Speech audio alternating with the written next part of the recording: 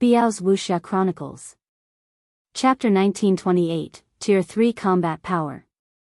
When the Water Ghost Legion members on the one-horned sailboat were annihilated, the other Water Ghost Legion members, who were fighting Blue Phoenix's forces, could not help but gasp. Isn't the opponent only a single person? How did they get killed so easily? She must have used a powerful spell. Even Tier 2 MTs didn't survive her attack. Did she use some kind of overtier spell? Questions flooded the Water Ghost Legion members' minds as they looked at Aqua Rose. Due to their sea-based legacies, both their attack power and defense were greatly enhanced when fighting at sea. In addition, their combat standards were superior to ordinary experts. Overall, their Tier 2 members should be able to contend against peak experts.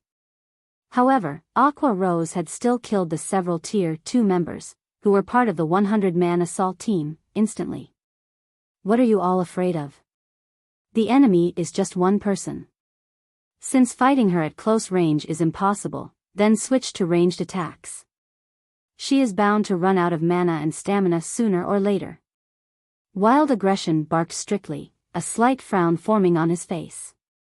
While Aqua Rose's strength did indeed make it more difficult for them to wipe out Zero Wing's forces, they still had an absolute advantage in numbers. The outcome of this battle wouldn't change just because of one person. After Wild Aggression finished speaking, another 100-man team from the Water Ghost Legion teleported to the one-horned sailboat. Obedient to Wild Aggression's command, several dozen ranged players started attacking Aqua Rose from a distance. Although Aqua Rose's spells were powerful, she would have difficulty retaliating when targeted by so many attacks.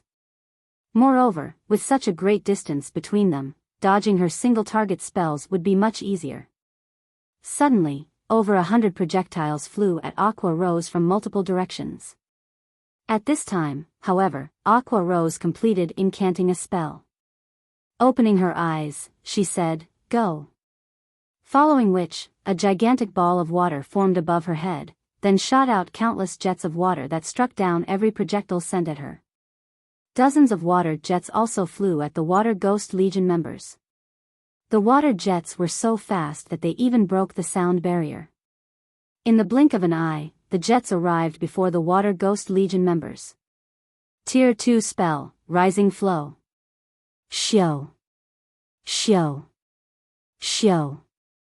Although the Water God Legion members tried to block or dodge the water jets as soon as they noticed the attacks, the water jets were simply too fast. In addition, the water jets were so powerful that they even pierced through the ice walls, which a few elementalists had managed to erect in time, and the players standing behind the ice walls.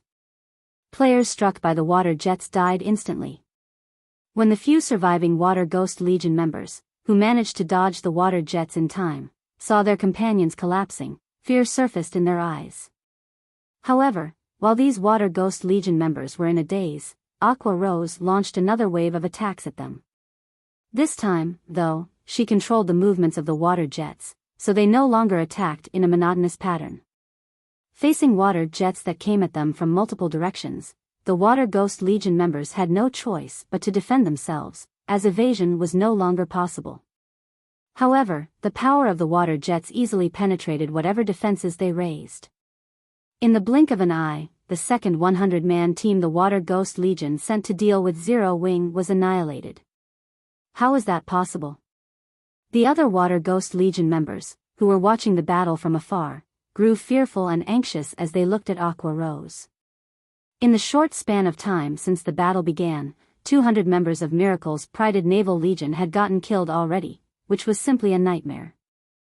Moreover, this nightmare still showed no signs of ending anytime soon, as Aqua Rose used an instantaneous movement scroll and teleported herself between the Water Ghost Legions and Blue Phoenix's clashing forces after killing the second 100-man team.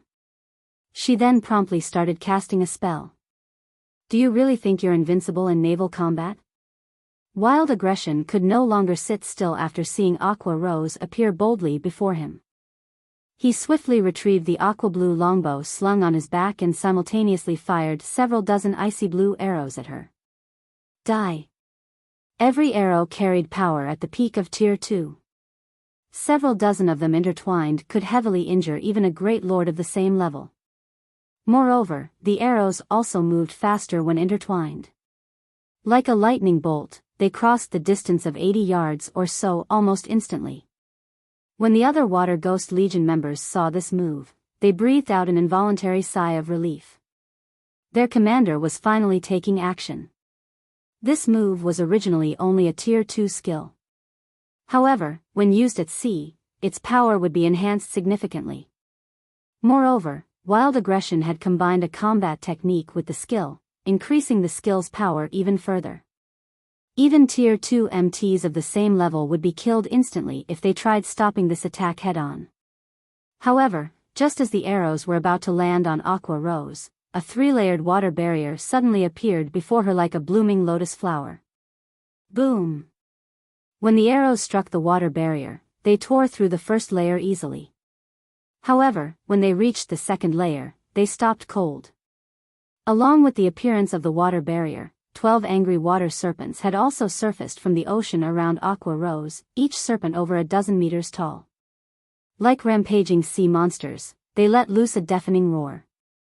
Immediately, the players near Aqua Rose felt an indescribable pressure weighing on their bodies, both their attributes and physique decreasing continuously. Who are you? Wild Aggression's eyes were wide with astonishment when he saw that Aqua Rose remained completely unharmed after receiving his attack. That was a skill enhanced by the power of the sea. How can a Tier 2 player like you possibly stop it? Enhanced by the sea?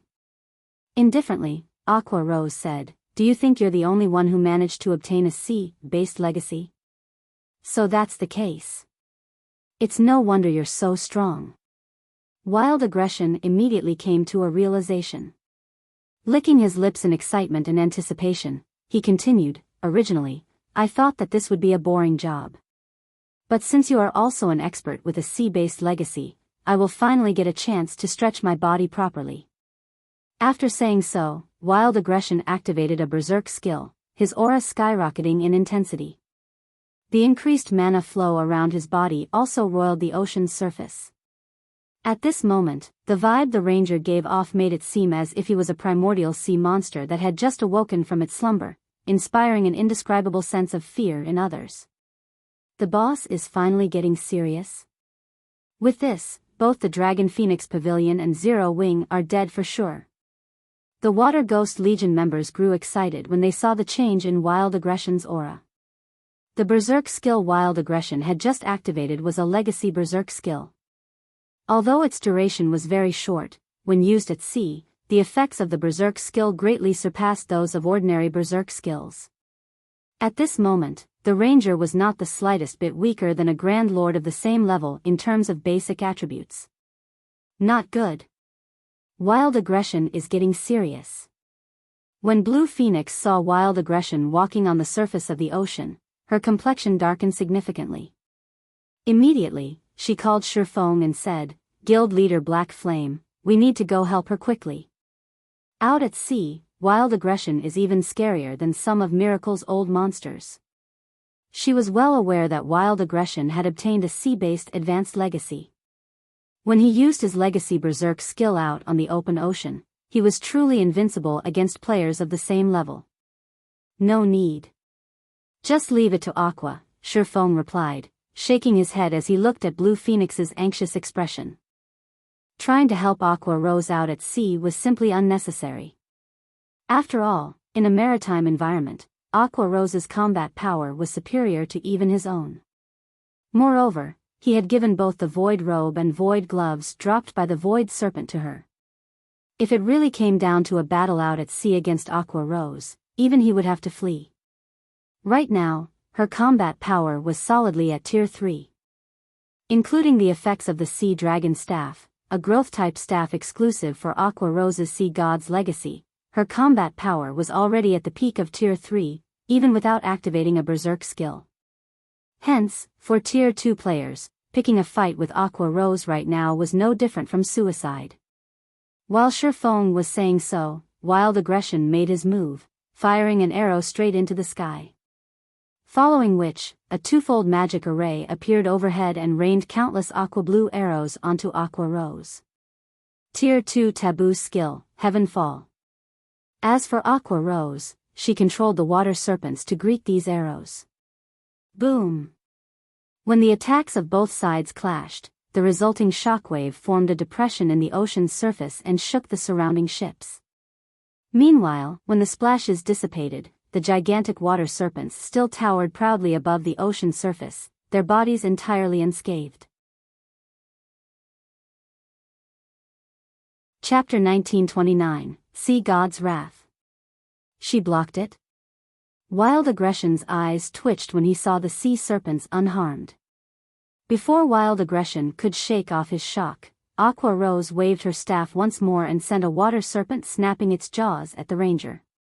However, Wild Aggression reacted to the attack quickly. Just as the water serpent was about to bite down on him, he leaped out of harm's way. The water serpent's gigantic body made its single-target attack look like an AoE spell. When it crashed into the ocean's surface, the impact created a whirlpool 8 yards in radius and more than 10 meters deep. The power of the serpent's attack had the miracle members present gulping involuntarily. If they were struck by that attack, they would undoubtedly die. Meanwhile, after Wild Aggression dodged the water serpent's attack, he started firing arrow after arrow at Aqua Rose from midair. While this water serpent of yours is good in a melee fight, but it is far from enough to deal with me. As a veteran expert, Wild Aggression quickly understood Aqua Rose's weaknesses after clashing with her for just a short time. While the water serpent was indeed strong, it was considerably slow. All he needed to do to win this fight was avoid the water serpent and focus on attacking Aqua Rose herself. Like shooting stars, the arrows Wild Aggression launched moved so quickly that others could see only streaks of light. For a time, dozens of light blue streaks of light bombarded the water barrier protecting Aqua Rose, raising splashes of water one after another. However, no matter how many arrows struck Aqua Rose's barrier, they got through only the first layer at most. They weren't able to pierce the second layer even in the slightest, much less damage Aqua Rose. The boss still hasn't broken through that barrier even after attacking so many times? She really is a monster. Even if the commander can't harm her, she can't harm the commander either. With the commander's combat standard and speed, that slow water serpent won't be able to touch even a strand of the commander's hair.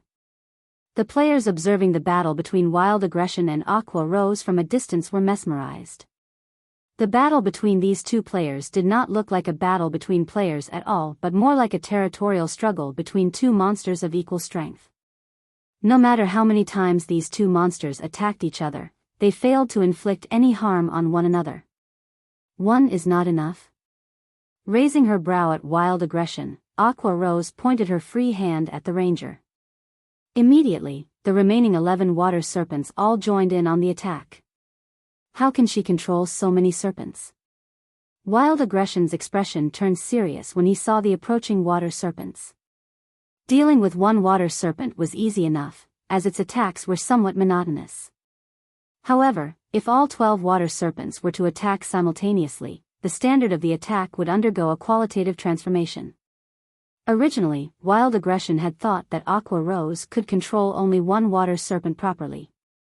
In that case, he could take advantage of the water serpent's slow attack speed to counterattack her. However, with all 12 water serpents attacking him now, he could only evade. He had no opportunity to attack Aqua Rose whatsoever. In the blink of an eye, Wild Aggression was placed in an absolute disadvantage. However, the thing that made him truly fearful was the fact that Aqua Rose's control over the water serpents improved as the battle went on, making it increasingly difficult for him to evade their attacks. At this rate, it was only a matter of time before the serpents devoured him. Fire the warship's cannons and kill her. It doesn't matter even if you destroy the ship she is standing on. Wild Aggression commanded, his eyes becoming bloodshot when he saw his depleting HP. Hearing Wild Aggression's order, the miracle members controlling the giant crocodile warship sprang into action. After they aimed the warship's main cannon at Aqua Rose's position, the cannons started gathering a frightening amount of mana. The shot from the giant crocodile warship's main cannon was the warship's strongest attack. One hit from the main cannon could heavily injure even a Grand Lord-ranked sea monster or instantly obliterate an advanced speedboat.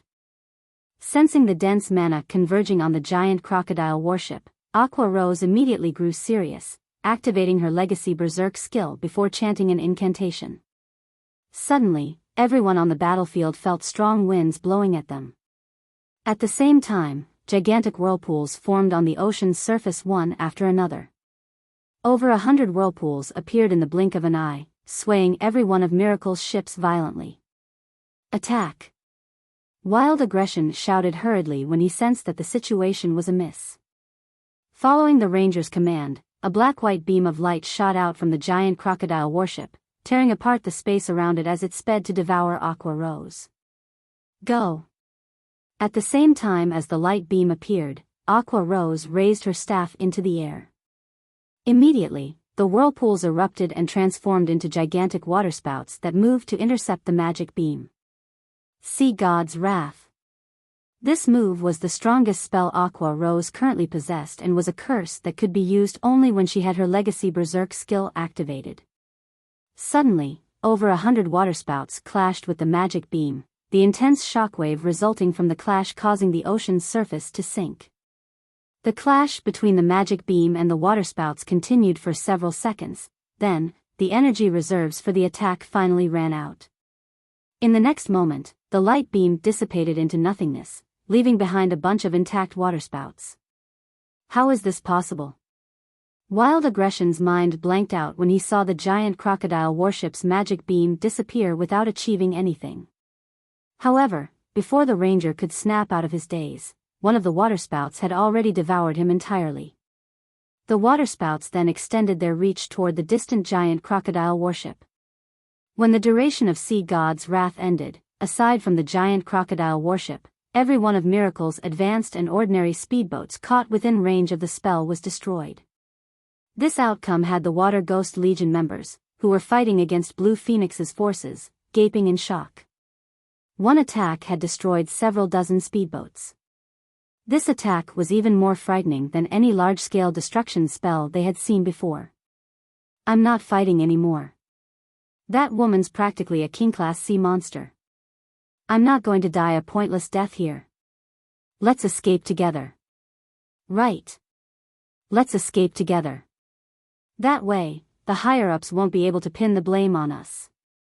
After a moment of silence, Miracle's members could no longer withstand the pressure they felt from Aqua Rose. Immediately, every one of Miracle's ships turned around and fled the battlefield, further stupefying the Water Ghost Legion members. How were they supposed to leave the battlefield without any ships? They would simply be live targets if they jumped into the ocean. Moreover, swimming in the ocean consumed a lot of stamina. We don't have any other choice but to try it. Realizing their current predicament, some of the Water Ghost Legion members chose to dive into the sea. Although the sea monsters were extremely dangerous, their chances of survival with the sea monsters were much better than if they stayed to fight against the Dragon Phoenix Pavilion's members, where death would be certain. As for the rest of the Water Ghost Legion members, they desperately tried using instantaneous movement scrolls to teleport onto the fleeing ships. However, Aqua Rose did not give these players any opportunity to escape whatsoever. Her combat power was originally already at the peak of Tier 3. After activating her Berserk skill, she could easily slaughter the Tier 1 and Tier 2 Water Ghost Legion members, needing only one hit per person. After just a short moment, the corpses of nearly 300 Water Ghost Legion members could be seen floating on the ocean. Meanwhile, as Aqua Rose was conducting her massacre, the distant Miracle members vanished without a trace. Even the glacier seal placed on the battlefield had disappeared. The sudden reversal of the battle thoroughly dumbfounded Blue Phoenix's forces. This situation overturned the Dragon Phoenix Pavilion members' understanding of naval combat. They had never thought that one person's strength would be enough to change the outcome of a near-hopeless battle. Moreover, Aqua Rose had even defeated the Water Ghost Legion with relative ease. Only Feng found this situation normal. The first reason for this shocking outcome was the extreme weakness of the ships that players currently possessed. While these ships might be useful against low-tiered players, against players at Tier 3 and above, their effects would be negligible. The second reason was Aqua Rose having the Sea God's legacy, one of the strongest sea-based legacies in the game. In the past, it was precisely because of this legacy that the Freedom Alliance had managed to become an overlord of the seas. Otherwise, with the Freedom Alliance's strength, it would have long since been devoured by the various superpowers. Following which, Feng started going through the spoils of war. In the meantime, everyone else rested and prepared to enter Savage God Island. Meanwhile, inside one of the dark canyons on Savage God Island, a 1,000-man legion from Miracle was currently searching for Phoenix Rain's group with everything they had. At this time, 1,000 Miles, the leader of the legion, suddenly received a message from one of the Water Ghost Legion members that had successfully fled the battlefield. We lost? 1,000 Miles's complexion darkened when he read the message. He simply could not believe it. Chapter 1930, Legacy Treasure. 1,000 Miles's expression sank even further after watching the battle video the Water Ghost Legion member sent him. How is she so powerful? The battle video showed Aqua Rose blocking the giant crocodile warship's main cannon all by herself. Moreover, she had even managed to damage the giant crocodile warship severely, as well as destroy several dozen speedboats. To make matters worse, she had done all these things with only one spell. Even large-scale destruction spells weren't capable of such a feat after all. Every speedboat had a certain amount of magic resistance. They were also made of very tough materials to be able to fight sea monsters. Nevertheless, Aqua Rose still managed to destroy the speedboats in one hit. This proved that her attack dealt additional damage to ships. Vice Guild Leader, did something happen? Silent March, who was currently dressed in a set of grey robes and had an aura of death surrounding her body, asked curiously when she noticed the grim expression on 1,000 Miles's face. Wild's ambush failed, 1,000 Miles replied as he forwarded the message he received to her. Moreover, it was a rout this time. Over 70% of the Water Ghost Legion's members died in battle. Several dozen ordinary and advanced speedboats also got destroyed, and 6 bronze speedboats and 1 mysterious iron speedboat got captured by the enemy. How is that possible? Silent March found 1,000 Miles's words incredible. Could the Dragon Phoenix Pavilion have come prepared this time and mobilized every one of its fleets for this battle? The 5 fleets Wild Aggression led were all expert fleets of Miracle. There was also the Water Ghost Legion. Unless the Dragon Phoenix Pavilion mobilized every one of its fleets, she couldn't imagine how Wild Aggression could suffer such a heavy blow. No. All of this is due to just one person, 1,000 Miles said, shaking his head. One person? Silent March could not help but be stunned. Emichim. Enviously, 1,000 Miles said, even Wild Aggression with his advanced legacy was no match for her.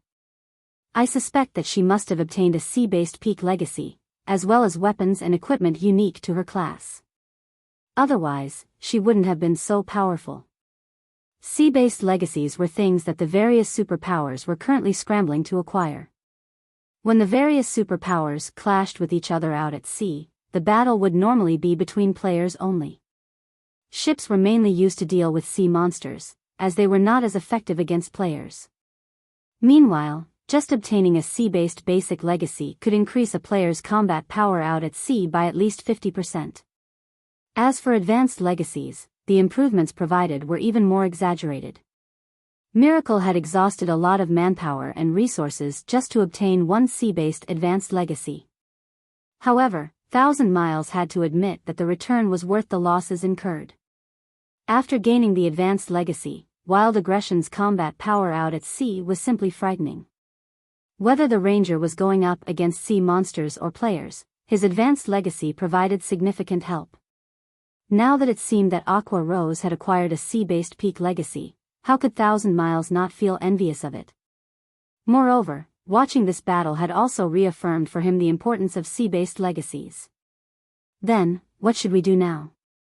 I'm afraid it won't be long before the Dragon Phoenix Pavilion's reinforcements arrive. Once that happens, we'll have a harder time killing Phoenix Rain, Silent March said worriedly. Since reinforcements have already arrived, there's no need for us to waste time here any longer. In any case, we have already obtained the legacy treasure and achieved our initial goal. Have everyone retreat. 1,000 Miles replied, smiling. We'll let Phoenix Rain and Zero Wing have their fun for now. Once we obtain this legacy, the entire Sea of Death will be Miracle's territory. When Blue Phoenix received news about Miracle's ambush on Phoenix Rain, they had already fought a battle with Phoenix Rain's team on Savage God Island. Meanwhile, by the time Blue Phoenix's fleet arrived, the battle had long since ended. Although they did not manage to steal everything from Phoenix Rain's group, they had still obtained the most important legacy treasure. If they had not wanted to obtain the remaining treasures, they wouldn't have bothered wasting time playing cat and mouse on the island with Phoenix Rain. Although the losses they suffered to Zero Wing were indeed unexpected, compared to the legacy treasure, these losses were negligible. Understood. I'll have everyone retreat from the island right away. Silent March started contacting the members scattered across Savage God Island and had everyone swiftly withdraw from the island. Pavilion Master, something strange is going on with Miracle's members. They're actually leaving the canyon, a level 57. Tier 2 Ranger using Eagle Eyes reported when she noticed that the Miracle members searching for them had started pulling out of Savage God Island. They've stopped chasing us? Phoenix Rain, who was currently recovering her stamina beneath a tree, asked curiously. Has Blue arrived? That's not right. With 1,000 Miles' personality, he wouldn't give up so easily. Did something unexpected happen to Miracle's forces? She knew very clearly what kind of strength Blue Phoenix's impromptu fleet possessed. It would be fortunate if Blue Phoenix's fleet could break through Miracle's blockade of Savage God Island. Even after Blue Phoenix's forces grouped up with her team, all they would be able to do was buy time for the Dragon Phoenix Pavilion's other fleets to arrive. 1,000 Miles should know this as well, so how could he possibly give up on this excellent opportunity to deal her a blow? Pavilion Master, something changed. An assassin hiding at the shore of Savage God Island reported suddenly. Miracle's ships stationed around the island are withdrawing. Miracle even removed the lockdown on the island? Phoenix Rain grew even more curious after hearing this report. Just what is 1,000 Miles planning?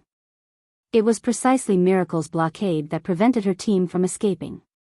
Meanwhile, now that it was gone, they could leave at any time.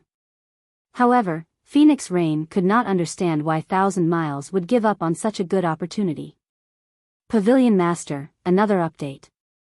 Miracle's giant crocodile warship is approaching the island. However, by the looks of it, the warship seems to have sustained heavy damage. 2 of its mainsails are in tatters. Moreover, the fleets following behind the warship seem to have lost a lot of ships. They must have just experienced a great battle. The Miracle members on the island seem to be preparing to board the warship and leave the island, the assassin said, shocked as he eyed the gigantic warship that had anchored close to the beach and the Miracle members approaching the warship. After hearing this assassin's report, Phoenix Rain grew even more confused. She could not make heads or tails of the situation at all. Miracle's giant crocodile warship was no laughing matter. It was much more powerful than even the Dragon Phoenix Pavilion's warship, akin to a mobile seaborne fortress.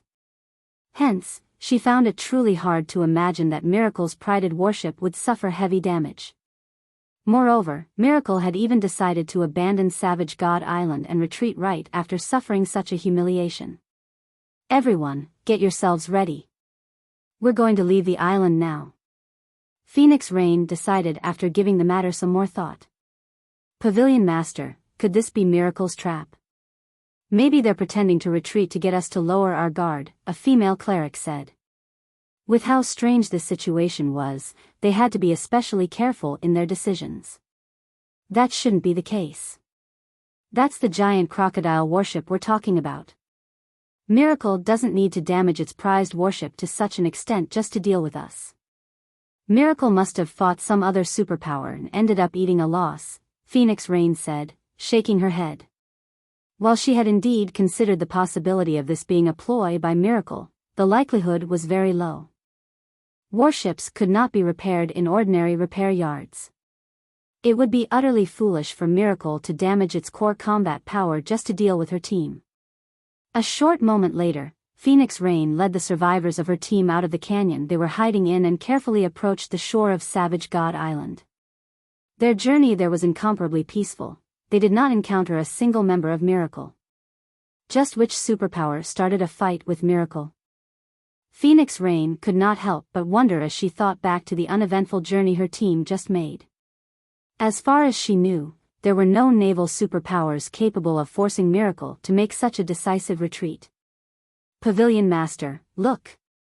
It's Blue Phoenix's fleet, a Tier 2 ranger said as she waved excitedly at the ships approaching the shore they stood on. When Phoenix Rain turned to the direction the female ranger indicated, confusion covered Phoenix Rain's face.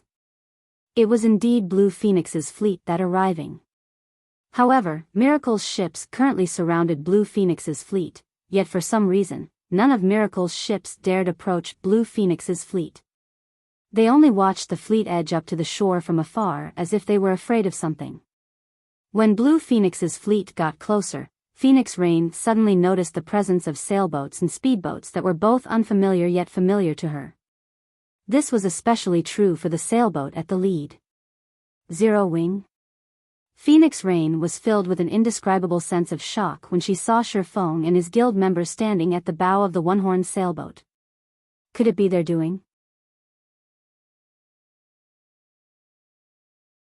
Chapter 1931, Savage God's Treasure. Sea of Death, on the giant crocodile warship off Savage God Island. Vice Guild Leader, the results of our investigation are in. According to our spies, Black Flame is personally leading Zero Wing's team this time. As for why Zero Wing is here, we still aren't certain, Silent March reported as she pointed toward Zero Wing's members, who had just set foot ashore. Black Flame? Thousand Miles smiled upon hearing this.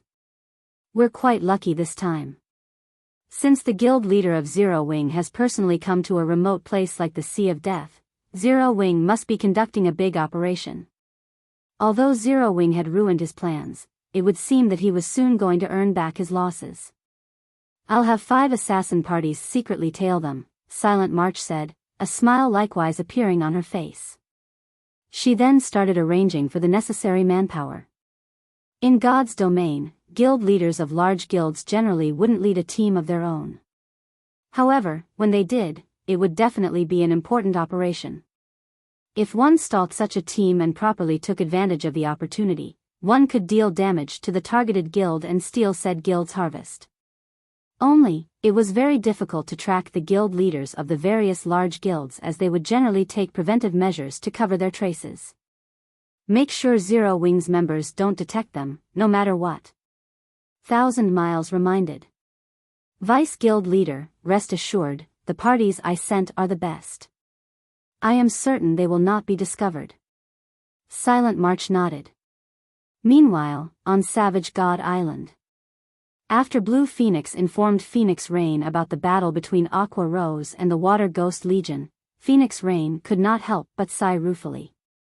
She had gone to great lengths to secure a clue leading to a sea-based legacy, yet before she could get the legacy, Miracle stole it from under her. Meanwhile, Zero Wing had somehow obtained a sea-based peak legacy without anyone noticing. With this peak legacy, even the naval overlords would not dare to casually start a war with Zero Wing. Big Sis Rain, does that mean the legacy treasure fell into Miracle's hands? When Blue Phoenix heard about Phoenix Rain's battle on Savage God Island, her originally happy mood instantly vanished. If not for 9 Dragons Emperor leaking information, you wouldn't have met such an ambush. Big Sis Rain, why don't we report this matter to the Great Pavilion Master? If we do so, 9 Dragons Emperor will definitely get his just deserts. The clue regarding the legacy treasure was something they had discovered in the savage wildland. Now, however, their efforts had ended up profiting Miracle instead. It's useless. We don't have any evidence. The Great Pavilion Master won't believe a unilateral claim. Not to mention, the competition is already at a crucial point. 9 Dragons Emperor might even be hoping I'll complain to the Great Pavilion Master, to use it to lower my standing, Phoenix Rain said, shaking her head. In the next moment, however, the corners of her lips curled up as she added, however, unfortunately for Nine Dragons Emperor, while it is indeed true that 1,000 Miles has stolen the legacy treasure, our side obtained the Savage God's treasure. The Savage God's treasure? Feng, who stood before Phoenix Rain, muttered in surprise. He had never imagined that Savage God Island would really have both the Savage God's legacy and treasure. In the past, he had only heard of these two things' existence, nothing more. When no additional information was revealed, many people took the news as fake. After all, both these two things were left behind by a god. How could there be absolutely no news about them after players acquired them? That's right. Phoenix Rain smiled. She then retrieved an ancient book from her bag and said, "This is the treasure left behind by the Savage God, a divine tome." The moment Phoenix Rain took out the divine tome, everyone present felt their perception vanish as the large book sucked the ambient mana completely dry. Impossible. A divine tome? Feng goggled at the book in Phoenix Rain's hands reflexively, an indescribable sense of shock flooding his heart. Current players would not have any accurate knowledge regarding divine tomes. However, Feng, who had played God's Domain for more than a decade, knew just how valuable a divine tome was. It was no exaggeration to say that it was worth more than a fragmented legendary item. Its value to lifestyle players could even rival a legendary item. This is a treasure that allows lifestyle players to enter the divine library and learn the recipes and designs left behind by ancient gods, Phoenix Rain said, chuckling. Although there are only 2 entry slots available, if used properly, generating a fortune is definitely possible. While the legacy treasure could grant players frightening combat power, the Savage God's treasure allowed players to gain frightening wealth.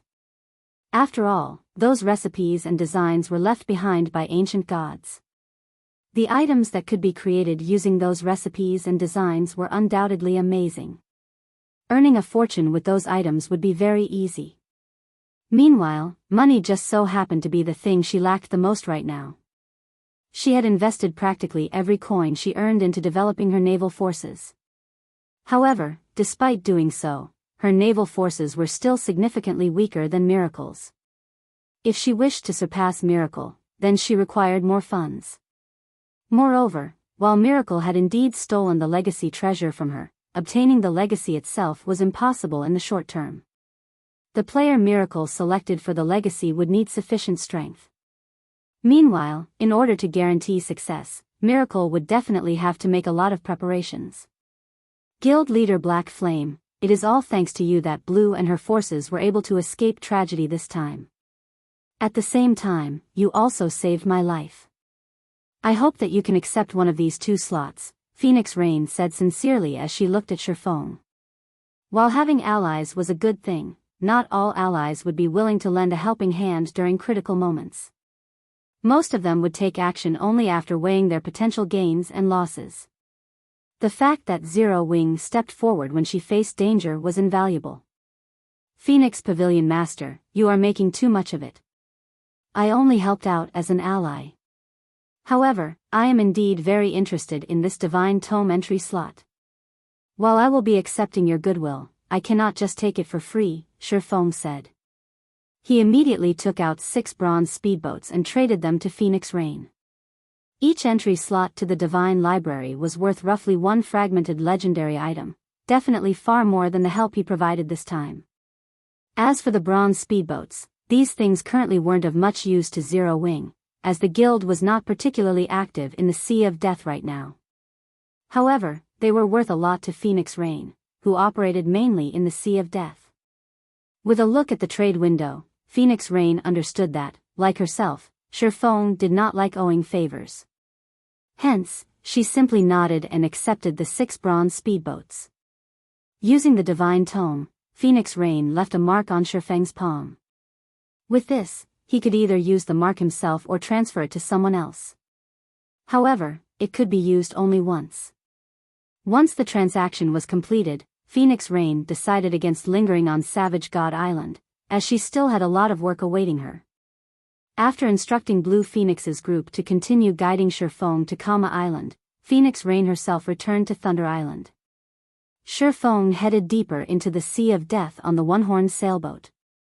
While resting inside a cabin in the sailboat, Feng fell into deep thought as he looked at the mark on his palm. In the end, he decided to be the one to use this mark.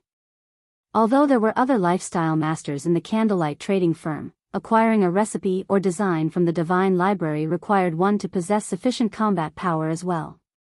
Otherwise, one would not gain anything. Meanwhile, if he waited until Melancholic Smile or Cream Cocoa became combat experts, it would be months or years before he could reap the benefits of the divine library. Following which, Feng activated the mark on his palm. Suddenly, the mana inside the cabin stirred. Shortly after, a spatial tear appeared behind Feng and sucked him into it. In the blink of an eye, he disappeared from the room, leaving behind only a silver magic array on the floor where he had been standing. Chapter 1932, Divine Library. After getting sucked into the spatial tear, Feng arrived in a dark and chaotic space. Standing at the center of this space was a majestic shrine that gave off such pressure that even the chaotic airflow actively avoided it. The moment Feng appeared before the shrine, he could feel a stifling suppression of his strength. The frightening divine might the shrine exuded also made his movements extremely sluggish. This pressure really is amazing. It's no wonder they said that players couldn't enter the divine library without having a certain degree of strength. Feng felt a little surprised as he moved his body tentatively. Right now, his body's physique and basic attributes weren't even at the standard of a Tier 1 player. His perception of his surroundings had also become non-existent. If he were to fight in such a state, he might have difficulty going up against a chieftain of the same level. If any other Tier 2 player were in his position right now, one could easily imagine how much weaker they would become, not to mention lifestyle players. After familiarizing himself with the environment, Feng approached the shrine, which was over a kilometer tall. Countless divine runes and magic arrays were engraved into the shrine's exterior, radiating a golden glow that gave the shrine a sacred ambience. Meanwhile, standing before the main entrance was a stalwart statue wearing leather armor and a helmet made out of dragon bones, the helmet exposing only a set of eyes. The statue also held an axe in each hand. The pressure the statue gave off was so powerful that Feng had extreme difficulty approaching it. When he got within 100 yards of the statue, his body refused to move even a step closer. What kind of statue is this? It's clearly an inanimate object, yet it still has such a powerful pressure. Most likely, even Tier 4 players can't walk up to its feet looking at this 10-meter-tall statue. Feng could feel that the pressure it gave off would increase exponentially the closer one got to it. After bypassing the statue, Feng quickly arrived at the shrine's main entrance. The entrance was so massive that even monsters over 10 meters tall could walk through it easily. As Feng approached the golden set of doors, the doors slowly parted, a blinding glow escaping through the gap between the doors. By the time the golden doors were fully opened and the intense light had dissipated, a sea of books appeared before Feng. Rows of bookshelves filled the hall before him with patrol squads of stone guards wandering all around the chamber. Similar to Feng, these stone guards were all level 69. As for their ranks, there were elites, special elites, and chieftains. Although the HPs of these stone guards were not as high as that of ordinary monsters of the same rank and level, the elites still had over 1 million HP, while the chieftain-ranked squad captains had 5 million HP. If Feng were to come across these monsters in the outside world, he wouldn't even have paid attention to them. However, in his current state, he had no choice but to take the many stone guards in the hall seriously. The chieftain-ranked stone guards were especially dangerous to him. While Feng was carefully observing the movements and habits of the stone guards, an armored, middle-aged man, whose body was translucent like a ghost, suddenly appeared at the center of the hall. Even when Feng tried using omniscient eyes on him, aside from finding out that the man was named Bernard, he did not get any other information. Adventurer of the human race, I am Bernard, the manager of the Divine Library. Since you have gained an entry slot from a divine tome, you may pick out one book from the Divine Library. However, the books here are not easy to acquire. They will not be given to people who lack ability, Bernard said after appearing before Feng. Like an emotionless machine, Bernard continued indifferently, there are a total of 5 floors in the Divine Library, and the higher you go, the fewer the books available. In return, however, their value will also increase. Even ancient gods would covet the books found on the top floor. There are a large number of guards on every floor. Your task will be to obtain the book you want from these guards. Once you get a book, I will send you back immediately. If you are killed by the guards, you will similarly be sent away. If you wish to reap a harvest in the Divine Library, you must not be greedy. Tread within the limit of your abilities. After saying so, Bernard vanished. Sure enough, this place is the same as the rumors made it out to be. Feng possessed a certain degree of understanding of the Divine Library due to its great fame in God's domain. Countless superpowers had fought desperately to acquire a divine tome in the past. Stored inside the Divine Library were various recipes and designs for lifestyle classes. There were even designs for powerful war weapons, defensive constructions, and magic arrays. Just like Bernard had said, even after reaching Tier 6, players would still lust for the Divine Library's contents. In the past, the most famous story involving the Divine Library had a Tier 6 God-ranked player obtaining a design for a war fortress from the Divine Library's 4th floor. The war fortress built using this design could resist even Tier 6 gods. Its deterrent force easily surpassed that of a Tier 6 player. The guild that acquired this war fortress also gained great assistance from it. God's domain had many forbidden lands that were so inhospitable that guild towns couldn't be set up within them no matter what, however, the war fortress could. Due to this reason, countless superpowers had tried desperately to obtain a divine tome so that they could acquire an amazing war fortress design themselves.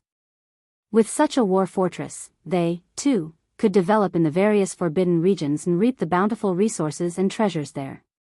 Of course, while Feng also wished to obtain a war fortress design right now, with his current strength, reaching the 4th floor was utterly impossible. The difficulty of each floor in the Divine Library increased exponentially. A Tier 2 player would be fortunate to obtain a book from the 1st floor. Even the best among Tier 2 players would get only as far as the 2nd floor. However, although the books on the 1st and 2nd floor were not as valuable as a war fortress design, they were already precious. Let's try out these guards, Feng thought as he looked at the patrolling guards. He then used Phantom Kill and had his doppelganger test the waters. He had not been given a time limit for picking a book. Although his doppelganger was not as strong as his main body, even if it died, he wouldn't lose anything. At most, he would just have to wait a few minutes for the skill's cooldown to end. As Feng controlled his doppelganger to approach one of the patrol squads, the guards in the entire hall went into a frenzy, all of them surging toward his doppelganger. Although this situation surprised Feng a little, he still managed to have his doppelganger charge forward and cut at one of the squad captains. Pung! Before the doppelganger could even land a hit, however, Feng suddenly saw a flash stabbing at his doppelganger's body. The doppelganger went flying, its HP decreasing by 1/9. So strong. Feng could not help his surprise as he looked at the squad captain. Not only did the squad captain's attack contain great strength, but the way it moved its spear was absolutely flawless, without any excess action whatsoever. The squad captain's combat standard was already very close to rivaling refinement realm experts. All the captain lacked was a little bit of intellect. Before Feng's doppelganger could stand up, several squad captains nearby had already arrived before it, their spears stabbing the doppelganger one time after another. Whether it was in terms of speed or strength, the squad captains had the upper hand. Despite activating its life-saving skills, Feng's doppelganger still did not last more than 10 seconds before getting killed. It did not even get to touch the first row of bookshelves.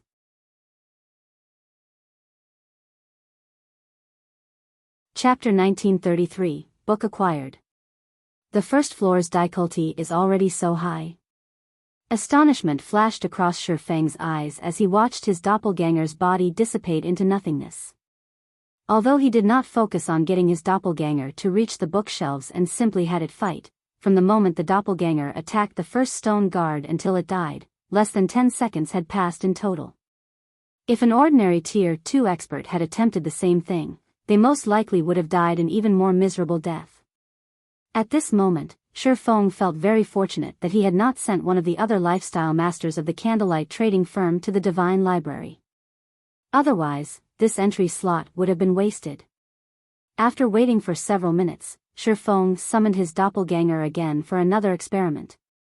This time, instead of fighting the stone guards, Feng had his doppelganger focus on moving as far as possible into the hall. However, when Feng's doppelganger was still 30 yards away from the first row of bookshelves, the patrolling guards noticed his doppelganger. By the time the doppelganger was 20 yards away from the bookshelves, more than 30 stone guards had already surrounded it, blocking off its path forward completely. What a rapid response! Feng was surprised as he watched the stone guards rushing toward his doppelganger. However, while the movement speed of the stone guards was indeed very fast, the doppelganger was not slow, either. Immediately, Feng had his doppelganger use Wind Blade, its movement speed skyrocketing. The doppelganger then skirted the blockade and dashed for the bookshelves. Whenever the stone guards launched an attack at his doppelganger, Feng would have the doppelganger deflect the attack using its two swords. While it barely managed with the chieftain's attacks, it had no problem with the elites and special elites attacks. Leveraging this knowledge, Feng controlled his doppelganger to surround itself with elites and special elites, using them as shields to hinder the chieftains as much as possible. A short moment later, Feng's doppelganger arrived before the first row of bookshelves. The first row of bookshelves contained advanced recipes and designs, all of which came from ancient times, so they could be considered unique in the current god's domain. The sight of these recipes and designs tempted Feng greatly. However, he also understood very clearly that the deeper the bookshelves were located, the more valuable the books they held. Hence, he had his doppelganger continue deeper without hesitation. Second row. Third row. The deeper Feng traveled into the hall, the more effort he had to expend to get even further. The first reason for this was the continuous increase in the number of stone guards. The second reason was the elites and special elites taking the initiative to give way to allow the chieftain-ranked squad captains to attack. After Feng expended every skill his doppelganger possessed, the doppelganger ended up dying in the middle of the first floor hall. So that's how it is. It's no wonder so many experts failed to obtain anything from the Divine Library in the past. Feng took in a deep breath as he mentally replayed the scenes of his doppelganger's attempt. There were several hundred stone guards on the first floor hall, including over 50 chieftains. The deeper one traveled into the hall, the more chieftains one would encounter. Moreover, if players took the initiative to attack even one of the stone guards, every stone guard in the hall would swarm over to attack them, making it almost impossible for players to locate a book of their preference. In addition, the combat standard of the chieftain-ranked squad captains bordered on the refinement realm. A Tier 2 refinement realm expert would be fortunate to obtain a book from the first row of bookshelves. Experts that hadn't reached the refinement realm wouldn't even be able to touch the bookshelves. Moreover, players' greed would also play an important role when selecting a book. The further one proceeded into the library, the more valuable the books they would see. Hence, players that visited the Divine Library would definitely try to push themselves to their very limits. However, after they truly reached their limits, they would not have any opportunities to reach for a book on the shelves, as the patrol guards would have already surrounded them. Even if they did still have some energy left to grab a book, it would be nearly impossible to accurately grab a book suited to their own needs. Now that I've already grasped the basic movement patterns of the guards, it's about time I made a move myself. After Feng simulated the battle on the first floor hall in his mind several times, he focused his gaze on the closest patrol squad. If he tried to advance into the hall by sneaking through the gaps between patrol squads, once he got discovered, multiple patrol squads would charge at him and quickly surround him. However, if he were to charge straight at the nearest patrol squad, it would take the other patrol squad some more time to reach him. In other words, for a certain period, he would have to deal with only one patrol squad. He wouldn't have to deal with the encirclement of multiple patrol squads right off the bat, which would, in turn, slow down his advance and allow more patrol squads to gather around him. After Feng was done planning, he immediately charged at the nearest patrol squad. Intruder, die. After noticing Feng's approach, the 10-man patrol squad quickly moved to surround him. Upon seeing this, Feng executed Purgatory Pentaslash without hesitation. In terms of basic attributes, he was significantly superior to his doppelganger. Moreover, unlike his doppelganger, he had the assistance of the 7 Luminaries' Ring's aura of wind to increase his movement speed by a significant margin. After sending 5 elite stone guards flying, Feng used Wind Blade and rushed past the squad captain, bolting for the depths of the hall. In the middle section of the hall, more than 10 patrol squads managed to surround Feng.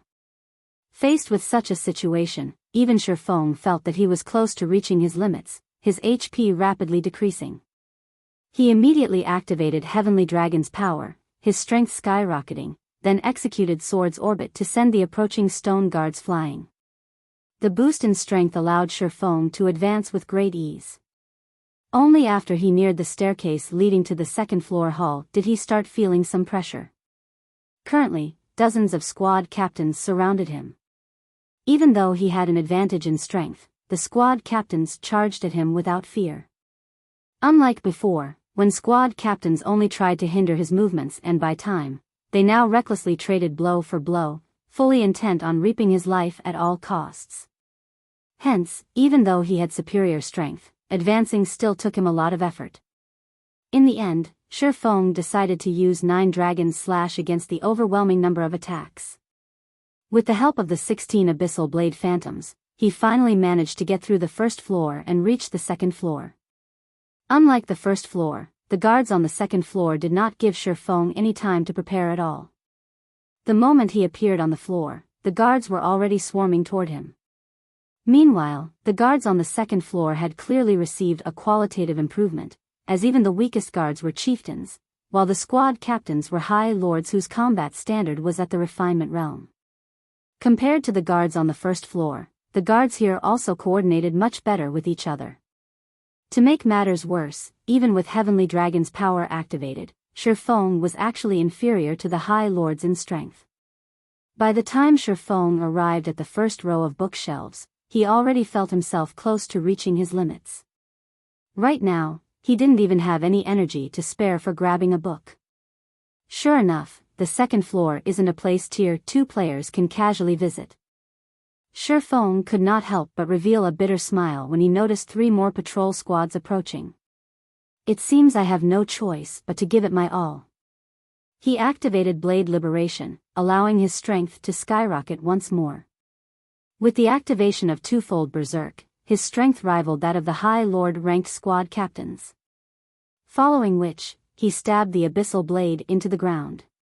Shadows then spread out from the magic weapon. Abyssal Curse. All the guards within a 50-yard radius were instantly immobilized. Next, Feng activated Phantom Kill and had his doppelganger transform into a black dragon. He then split up with his doppelganger and took independent action.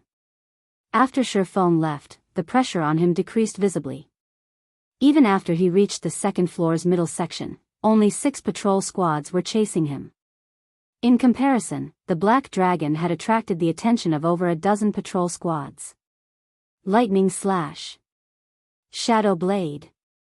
Although he had repelled a few squad captains with his skills, even more squad captains quickly took their place, the High Lords launching attacks at his defensive blind spots.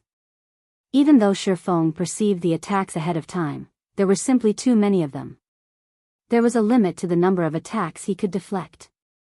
As a result, he steadily incurred damage time after time. When he activated Void Shield, the shield's energy depleted rapidly. 80%. 50%. 20%. Just when his Void Shield was about to shatter, Feng gritted his teeth and activated Divine Steps. Immediately, he and his 10 new doppelgangers scattered, dashing in different directions, forcing the patrol squads to split up. By constantly switching positions with his doppelgangers, he managed to advance a considerable distance into the hull. Is this my limit? When Feng saw the 20-plus patrol squads charging at him from the hull's rear section, he understood that entering the rear section would be impossible. Moreover, his twofold berserk was about to lapse. Risking getting hit, he dashed for a dark gray bookshelf nearby. Just as he was about to look at the books there, however, an angry bellow entered his ears. Intruder, die. When the squad captains saw Feng approaching a bookshelf, they went berserk.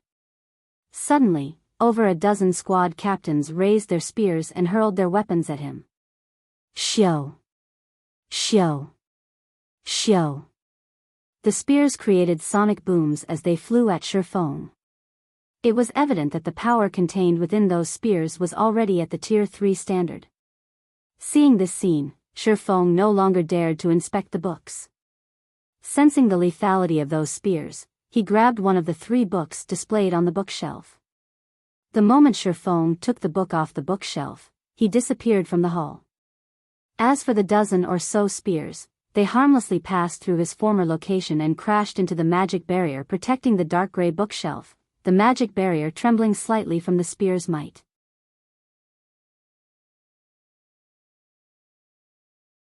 Chapter 1934, Basic Combat Device. Sea of Death. In one of the one-horned sailboat's cabins.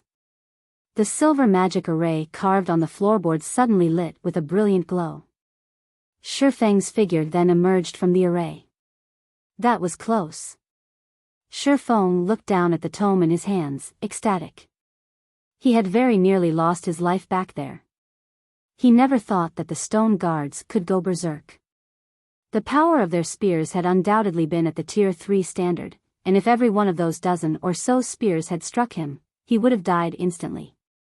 But despite his near-death experience, he couldn't help but excitedly inspect his new treasure. All of the Divine Library's books were precious treasures. First-rate guilds would even drool over the tomes on the first floor, not to mention those on the subsequent floors. Feng tapped to open the tome's attribute panel, and the system displayed its information before him. As expected of the Divine Library. Even something like this was on the second floor? The corners of Feng's mouth twitched slightly when he saw the tome's name, awe flashing in his eyes. The tome he had obtained from the Divine Library was the production design for the basic combat device. The combat device was a special item that was similar to the strengthening device, which was a tool that increased equipment durability.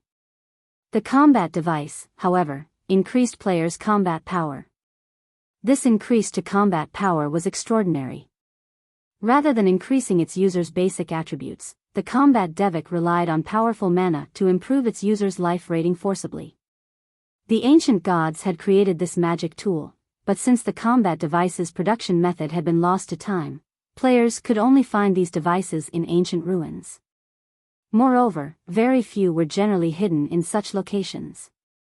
The various large guilds in the past had treated the combat devices they had found like their own children. Now that he held the combat device's design, why wouldn't Feng be shocked? Even though it was only the basic combat device design, it was still enough to drive the various superpowers crazy. The basic combat device increased players' life ratings at Tier 3 and below by 1 rank.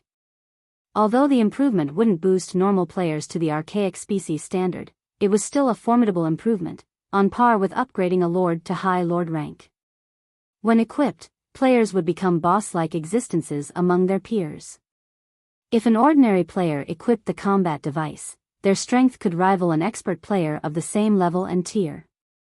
If ordinary expert players used the device, although they would not be a match for peak experts, they would become slightly stronger than refinement realm experts. The combat device's only downside was that it couldn't be used in dungeons, even regional dungeons. In dungeons, equipping the device would have no effect. Even so, many players still dreamed of using the combat device. A basic combat device had sold for around 200 gold in the past, yet many players had fought over every device available on the market. If I can mass-produce these devices, I won't have to worry about a lack of experts in Zero Wing. Although the basic combat device design required precious materials, the total cost for producing each device was only around 60 gold.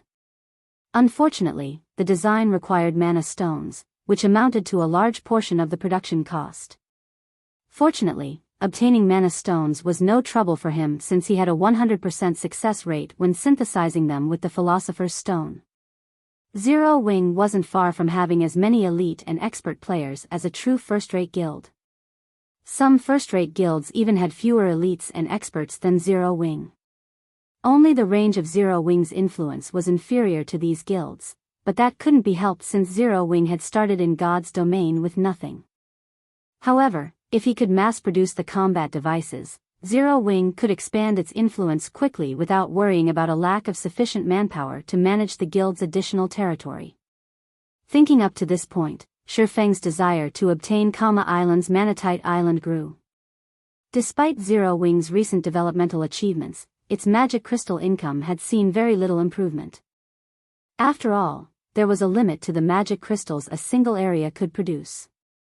If the guild wanted to increase this income significantly, it had to occupy an ore vein that generated magic crystals.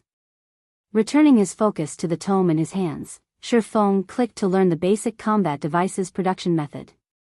Only the player that obtained a book from the Divine Library could learn from it.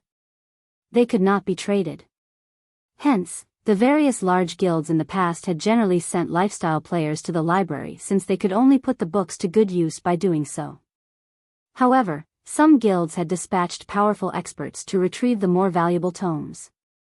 Those guilds had then invested a ton of resources in nurturing these expert players in the required subclass required to produce the book's items. Fortunately, Feng had gotten quite lucky since the book he had claimed contained a forging design. Had he chosen an engineering design or alchemy recipe, he would have had to invest in developing a new subclass. After learning the production method, Feng began to practice the required magic arrays for the combat device while he waited for the one-horned sailboat to reach Kama Island. Time passed quickly. Under Blue Phoenix's lead, Zero Wing's fleet avoided many unnecessary fights with sea monsters.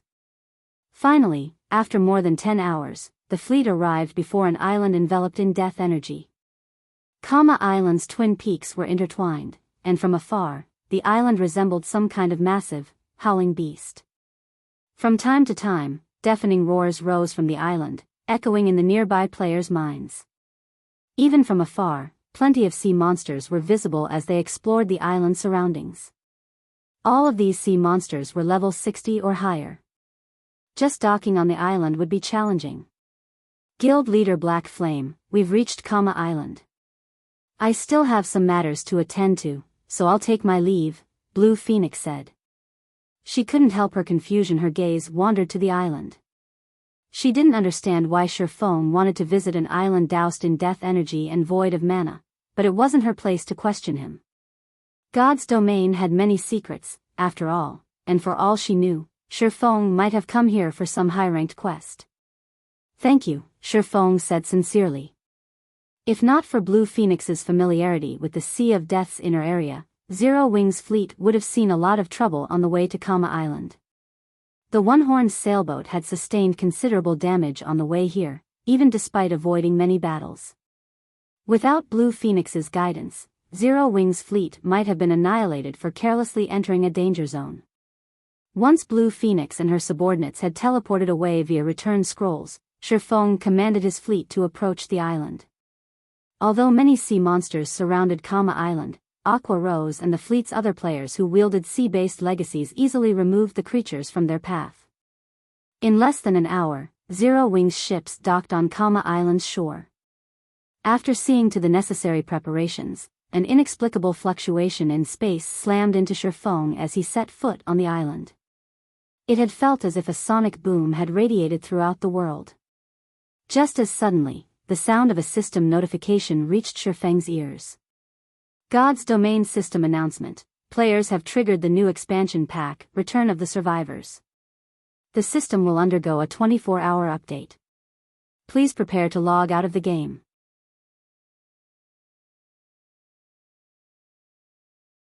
Chapter 1935, God's Domain Shaken.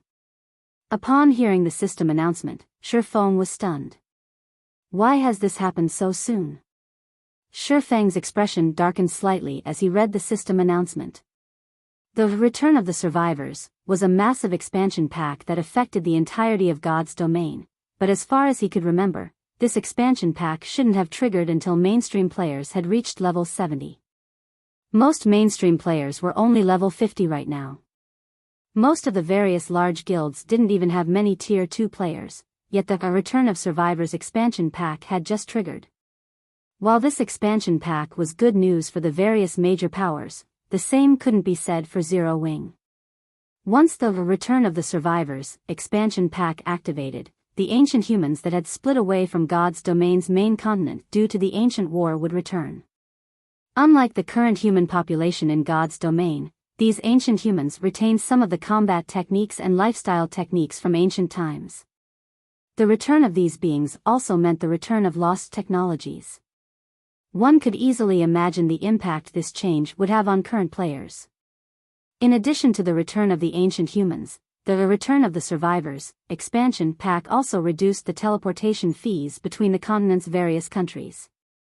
The price of guild transfer scrolls would also drop. Once the expansion pack took effect, both independent players and guild players would have a much easier time traveling between countries. As a result, competition within the various countries would become far more intense. However, these changes were only the tip of the iceberg. The expansion pack's real impact lay in the real world. When the Return of Survivors expansion pack activated, the main god system would also activate the mental assistance system, incorporating players' habitual movements and nerve reactions from the real world in the game. Players' control of their virtual bodies would become more comfortable due to this change, removing the disparity between players' virtual bodies and their physical forms. This latest expansion pack also introduced the EXP potion, the effects of which lasted for 6 hours and disappeared upon death, to the game. The potion would help low-level players level up quickly, doubling their EXP gain from monster kills. Of course, the EXP potion would only be effective for players below the mainstream level, which the main god system determined. To acquire the EXP potion, players had to increase their reputation with the survivors until they were respected and complete a series of quests. Only then would players have the privilege of purchasing the EXP potions from the survivor NPCs at the low price of 1 silver per bottle. Due to the EXP potion, new players had an easier time of quickly catching up to mainstream players. This also allowed experts to arise at a much faster rate, which, in turn, allowed the various major corporations to develop rapidly. Many major corporations had only invested in God's domain after they had realized the game's potential. However, the game's top players had reached a considerably high level by then. As a result, these corporations' experts hadn't been able to exhibit their true strength, even though so many powerful, real-world experts worked for these corporations. Fortunately for them, the EXP potion just so happened to mitigate this problem. In return, though, the EXP potion had increased the competition in God's domain by several times. Even the secret pavilion's God's domain experts list had changed so frequently that the experts in one edition would be gone in the next. Meanwhile, the Return of the Survivors expansion pack thoroughly eliminated the small advantages Zero Wing had accumulated over the game's various powers. Guild leader, the forums are going crazy over this new expansion pack. The game's official website has even published some information about it. According to the game developers, once the new expansion pack takes effect, human survivors from ancient times will appear in the various NPC cities. These ancient survivors can teach players advanced combat methods for their classes, with each learning attempt only costing 3 silver, Aqua Rose said, surprised when she read the information on the official website. Before this, players had been forced to experiment on their own to learn the combat methods most suited to their classes. However, many elite players had only grasped a few basic combat methods. The various large guilds kept their advanced combat methods a secret, yet God's domain was about to sell such combat methods to players directly. Advanced combat methods were nearly on par with basic combat techniques. With this new feature, players' combat standards in God's domain would drastically improve. This feature would bridge the gap between independent players and guild players by a significant margin, and when the various large guilds obtained these system-approved advanced combat methods, it would bridge the gap between their elite and expert members. The minimum requirements to be considered an expert in God's domain would also change. I'll need to accelerate my plans, Feng thought as he read the Sea of Death's official forums. The majority of independent players eagerly anticipated this new expansion pack, since it would undoubtedly bridge certain gaps between players. Feng needed to improve Zero Wing's nurturing system before the rest of God's domain benefited from this expansion pack, and soon. Only by doing so could he guarantee Zero Wing's advantage. Meanwhile, in the Ore Empire's Crimson Flame Fortress. Vice Guild Leader, although we don't yet know who triggered the new expansion pack, it has assured our guild's rise to glory. Previously, those super first-rate guilds and super guilds have relied on their long-standing foundations in the virtual gaming world to suppress us, but now that advanced combat methods will be available to everyone, the Blackwater Corporation's support will allow us to nurture a large number of experts in a short time. Snow Scar, who wore silver scale armor, reported to Wuxia as she sat in the guild leader's office. The new expansion pack was undoubtedly good news for the various major corporations, and the Blackwater Corporation would reap even greater benefits since it had so many real-world experts under its command. Now that Blackwater had access to system-approved combat methods, nurturing a large group of expert players would be a piece of cake. How are things conning along in the capital's armory? Wuxia asked the excited Snow Scar. Based on her indifferent expression, she didn't seem to think much of the new expansion pack. We have already moved past the outer area. Once we've prepared, we'll enter the armory's inner area. It would have taken us some time to secure the inner area, but with the expansion pack, I doubt it will be long, Snow Scar said. Good. Once we have secured the armory, formulate a plan to assault Silverwing Town, Wuxia said. Looking at the map of the Ore Empire before her, specifically Zero Wing's territory, disappointment flashed in her eyes as she muttered, I had thought that Zero Wing would be able to entertain me, but it seems that battle is over before it has even begun. What an uninteresting guild. Various large guilds and corporations also started to prepare to welcome the latest expansion pack. Meanwhile, on Kama Island. When it was almost time for the system update to begin, Feng ordered his team to log out to rest. The moment Feng logged out himself, he began to prepare for the return of the Survivors expansion pack. He had Blackie significantly increase Zero Wing Workshop's recruitment efforts and try to recruit as many talented players as possible. With the EXP potions, new players would have a much easier time catching up to mainstream players, after all. Previously, he had been able to set recruitment aside, but with the latest expansion pack, other guilds would likely snatch up talented players before he got a chance if he didn't do so now. God's domain's various major powers had yet to learn about the EXP potions. Even after this new expansion pack released, they'd only learn about the potions once players had accumulated enough reputation. To become respected, players would have to quest for at least 2 weeks. Feng needed to secure as many opportunities as possible during the next 2 weeks. Meanwhile, while Feng was busy recruiting internal members for the guild, Gentle Snow contacted him. Guild leader, good news. We've dealt with the training ground. The 5 companies have finally caved in and sold their shares. From now on, that training ground belongs fully to Zero Wing, Gentle Snow reported, smiling. Good. Wonderful. Feng was ecstatic to hear this. He had waited for this moment for a very long time. Finally, Zero Wing had its own training ground. After disconnecting the call with Gentle Snow, Feng contacted Blackie and had him gather the Zero Wing Workshop's members in the workshop's main hall.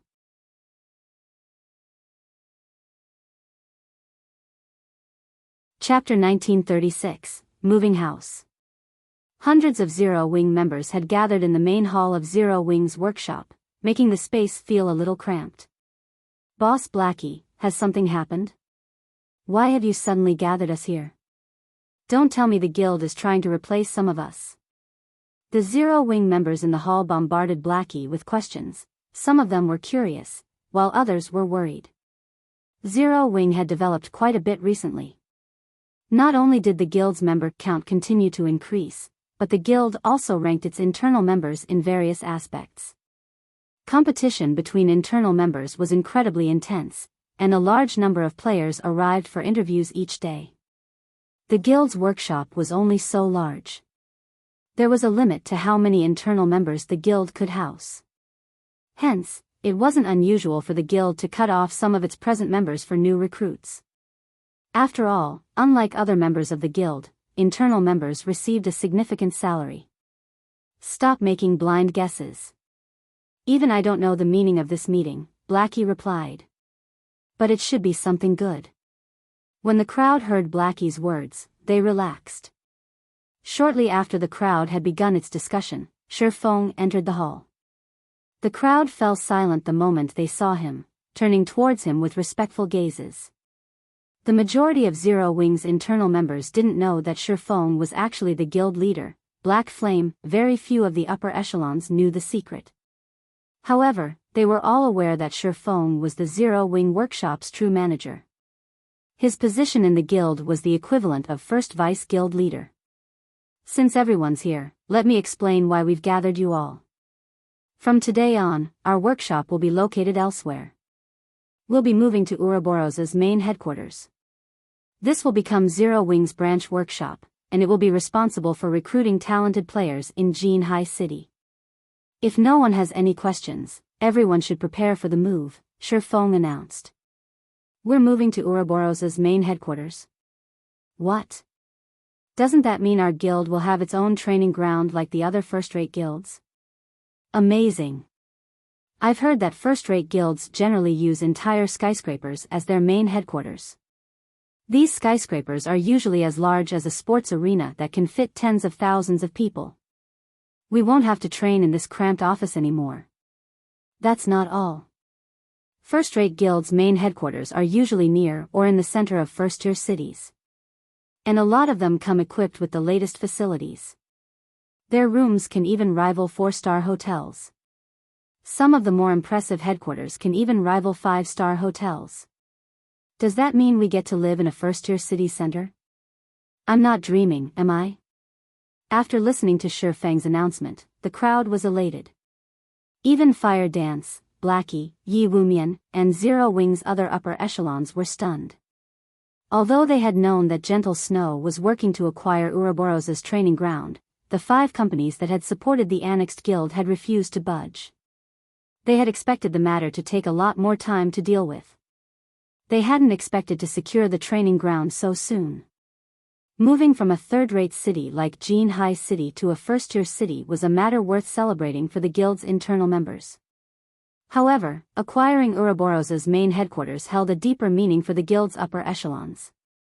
Now that Zero Wing had its own training ground, the guild could nurture experts with more ease. Moreover, the guild would no longer be limited by the limited size of its workshop and could recruit more internal members. With this, Zero Wing's development speed would increase by several times. After Feng had informed his players of the move, he had Blackie arrange the group for the relocation. In reality, they didn't need to do a lot for the move since the facilities at Ouroboros's main headquarters were top-notch. Ouroboros's headquarters offered even more virtual gaming cabins and training facilities than Greenwater Villa, but first, they needed to familiarize Zero Wing's internal members with the new training ground. As for the Greenwater Villa's facilities, they could transfer them at a later date. Naturally, the commotion at the Zero Wing workshop immediately attracted the Big Dipper group's attention. They're finally leaving? Xiao Yu, who currently sat in his office, could not help his rueful sigh when he received Liang Jing's latest report. Although he knew how extraordinary the Zero Wing workshop, which even had dealings with major corporations, was through Liang Jing's periodic reports, he hadn't expected the workshop to leave so soon. Moreover, the workshop had moved to a first-tier city, where talents gathered from throughout the country and competition was intense. He had dreamed of doing the same for many years, but even now, the Big Dipper Group was stuck in Jinhai City. The Big Dipper Group wasn't stuck in the third-rate city due to a lack of funding, but because of a lack of fame and connections. If he tried to set up a training center in a first-tier city, stronger competitors would quickly target the center, and it would be forced to close its doors very quickly. Chairman, head instructor Sure has said that Zero Wing is willing to partner with the Big Dipper Group. The Big Dipper Group can use Zero Wing's fame to recruit members for its dojo. Zero Wing will also assist in training the Big Dipper Dojo's members. However, in return, the dojo's talented members have to sign up to become internal members in Zero Wing, Liang Jing reported. Is that so? Xiao Yu could not help his growing excitement. He was no longer ignorant of God's domain. Through Liang Jing's reports and the game's growing popularity, he knew how famous Zero Wing had become.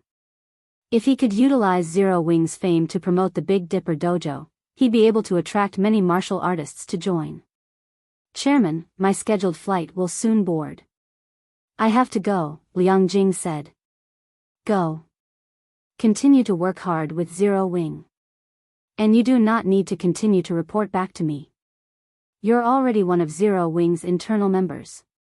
You'll have a much better future with Zero Wing than Big Dipper, Xiao Yu said, nodding.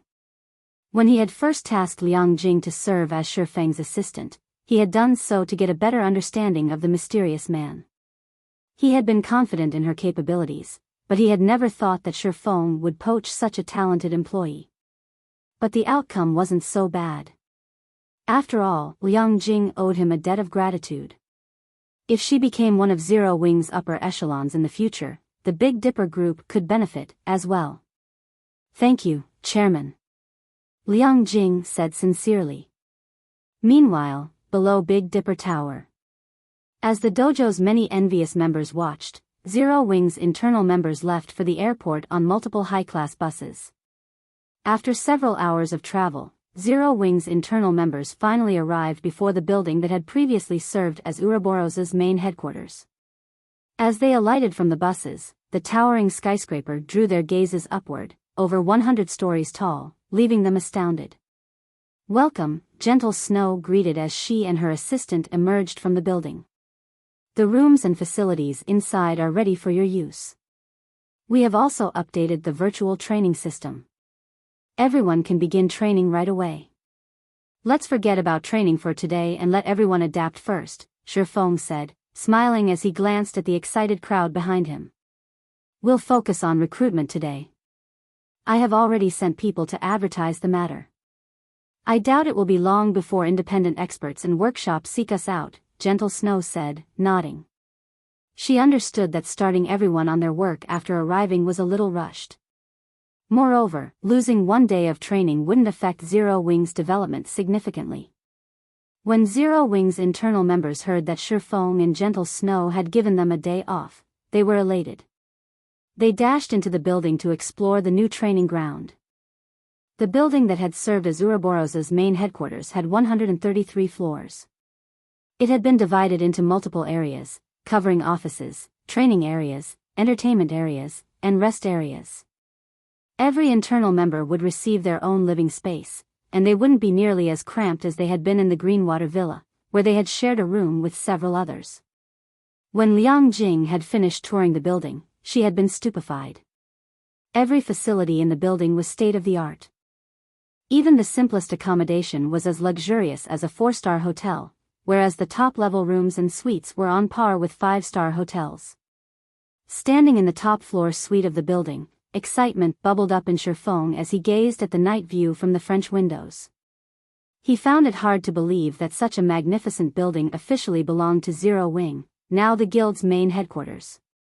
Meanwhile, under Gentle Snow's management, it took only a day for Zero Wing's internal members to get back on track. Moreover, the Zero Wing workshop had recruited 500 new internal members in that single day. Every one of these internal members was extraordinarily talented, either with combat, management, or lifestyle classes. Once God's domain system update had completed, these 500 people would be integrated in Zero Wing's operation. At 6 a.m. the next day, God's domain system update had finished. Laying down in the newly installed virtual gaming cabin in his luxury suite, Shi Feng logged into God's domain.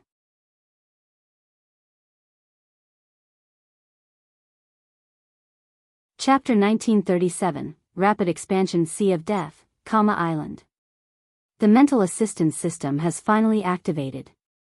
As Feng stood on the death energy-saturated beach and stretched, he could feel a tangible change to his virtual body. Before this update, he had always felt as if he were moving in a body that wasn't his. Now, however, he felt as comfortable in his skin as he was in the real world. It felt as if he had been transported into another world, rather than enter a virtual world via a virtual body. When the other Zero Wing members logged into God's domain and similarly immersed themselves in this new sensation, excitement welled within them. They had felt as if they had been casting spells and using skills from a third-person perspective, but now, they felt as if they used their abilities personally. It felt as if they had gained superpowers in the real world. Looking at the level 60+ demonic beasts on Island, the team eagerly charged at the monsters to test their new forms. Although the mana on Island was very thin, and the corrosive power of darkness lingered, with the help of the all-rounded device and darkness resistance potion, the team remained unaffected by the island's harsh environment. In just 8 minutes or so, the team had killed over 100 Lord-ranked demonic beasts.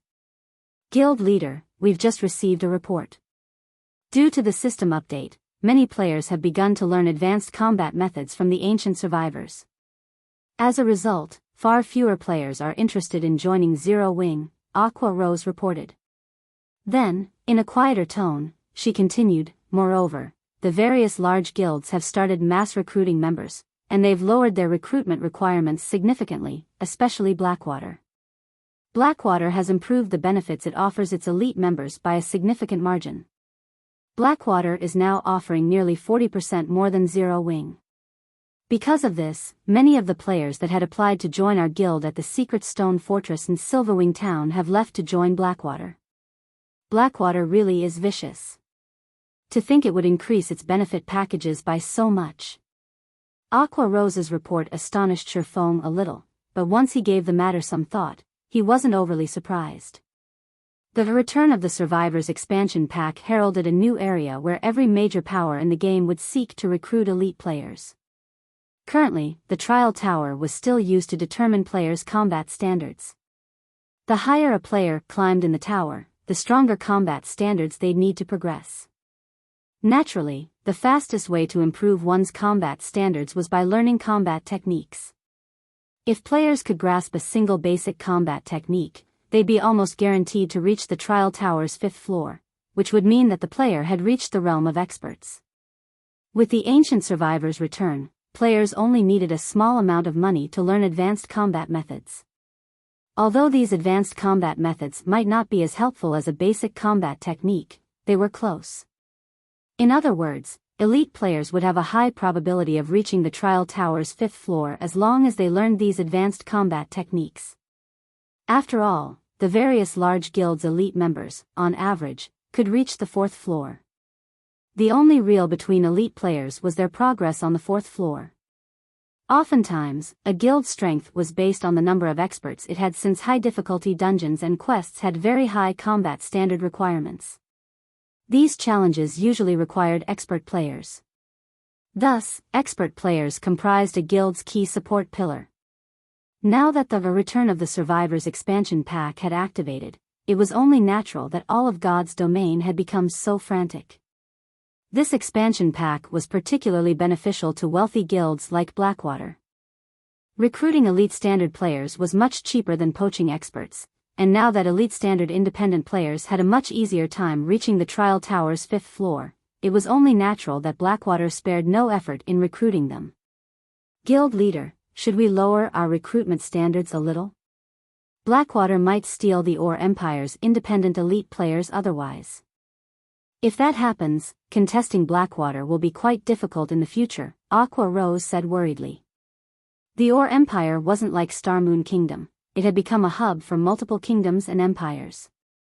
A large number of elite and expert players had gathered in the empire, so it was much easier to recruit players there than in other kingdoms and empires. Since Blackwater wants to claim the independent elite players, let it have them.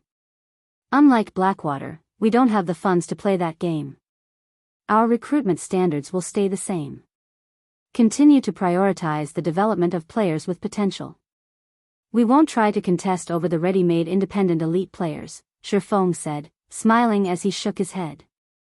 While lowering the guild's recruitment standards would attract many elite players and increase the guild's overall strength, doing so without sufficient capital would yield the opposite effect. Most importantly, the standard of expert players would not stay the same forever. In the short term, mass recruiting independent elite players would boost a guild's expert count, but as more players learned advanced combat methods, the overall standard of God's domains players would rise, as would the benchmark for expert players. Nowadays, one was considered an expert as long as they reached the early stage of the trial tower's 5th floor, but in the future, they would have to reach the 5th floor's middle stage or beyond. One day, players would have to reach the 6th floor to qualify as an expert. Rather than targeting the current elite players, Zero Wing would profit by setting its sights on low-level players with great talent. It wouldn't be long before leveling up was no longer a problem for newcomers. We're not going to compete with Blackwater? Aqua Rose was a little disappointed after hearing Feng's reply. However, when she thought about how Zero Wing had just acquired Ouroboros's main headquarters, which had drastically increased the guild's expenditures, she realized that Zero Wing didn't have much capital to spare. Hence, she had no choice but to give up on this opportunity and focus on recruiting players with strong potential. Meanwhile, Zero Wing's lack of action during this chaotic time confused the various powers and players that watched the guild. None of them understood what Zero Wing intended. The guild was dismissing such a golden opportunity to grow stronger. Are you kidding me? The various large guilds have clearly lowered their recruitment standards. Why hasn't Zero Wing? And I thought that I'd finally get to join the guild. In the end, I still can't meet their recruitment requirements. Why do you insist on joining Zero Wing? Blackwater is the best choice right now. Not only does it have full control of the Iron Empire, but the guild also controls the Crimson Flame Fortress, a vital path to the ore capital city. Moreover, Blackwater has announced that it is increasing its internal member count and that it will fill some of the slots with the guild's elite players. Now is the best time to join Blackwater. Sure enough, Zero Wing simply isn't a match for a superpower like Blackwater in terms of capital. The majority of the Ore Empire's independent players sneered at Zero Wing's lack of response. For a time, applications to join Blackwater flooded the guild. However, Zero Wing hadn't fallen too far behind. Due to the increase in Zero Wing's internal member count, the guild's operating speed had skyrocketed. Because of this, the guild's management personnel, such as Gentle Snow, had a chance to relax and found more free time to tend to their own interests. In addition, Zero Wing's ability to investigate and recruit players with potential had improved substantially. For a time, the guild recruited many low-level players that lacked renown. Meanwhile, while God's Domain's various large guilds frantically snatched up elite players, Feng's group had arrived before a bottomless pit. Gray smoke filled the pit, robbing all life from the earth around it. Moreover, Zero Wing's team heard daunting roars from within, deterring any demonic creatures from approaching the pit. And yet, as if he hadn't heard the roaring, Feng approached the pit and descended the spiral pathway at its edge. As they ventured deeper into the pit, the team felt an intense pressure weighing them down. By the time the team reached the pit's lowest area, even experts like Shadow Sword felt stifled. As these Zero Wing players began to fear the pressure that filled the pit, they noticed a colossal cave in a corner, leaving them stunned. A manatite vein? Aqua Rose stared with wide eyes at the numerous, dark silver ore deposits along the cave's walls.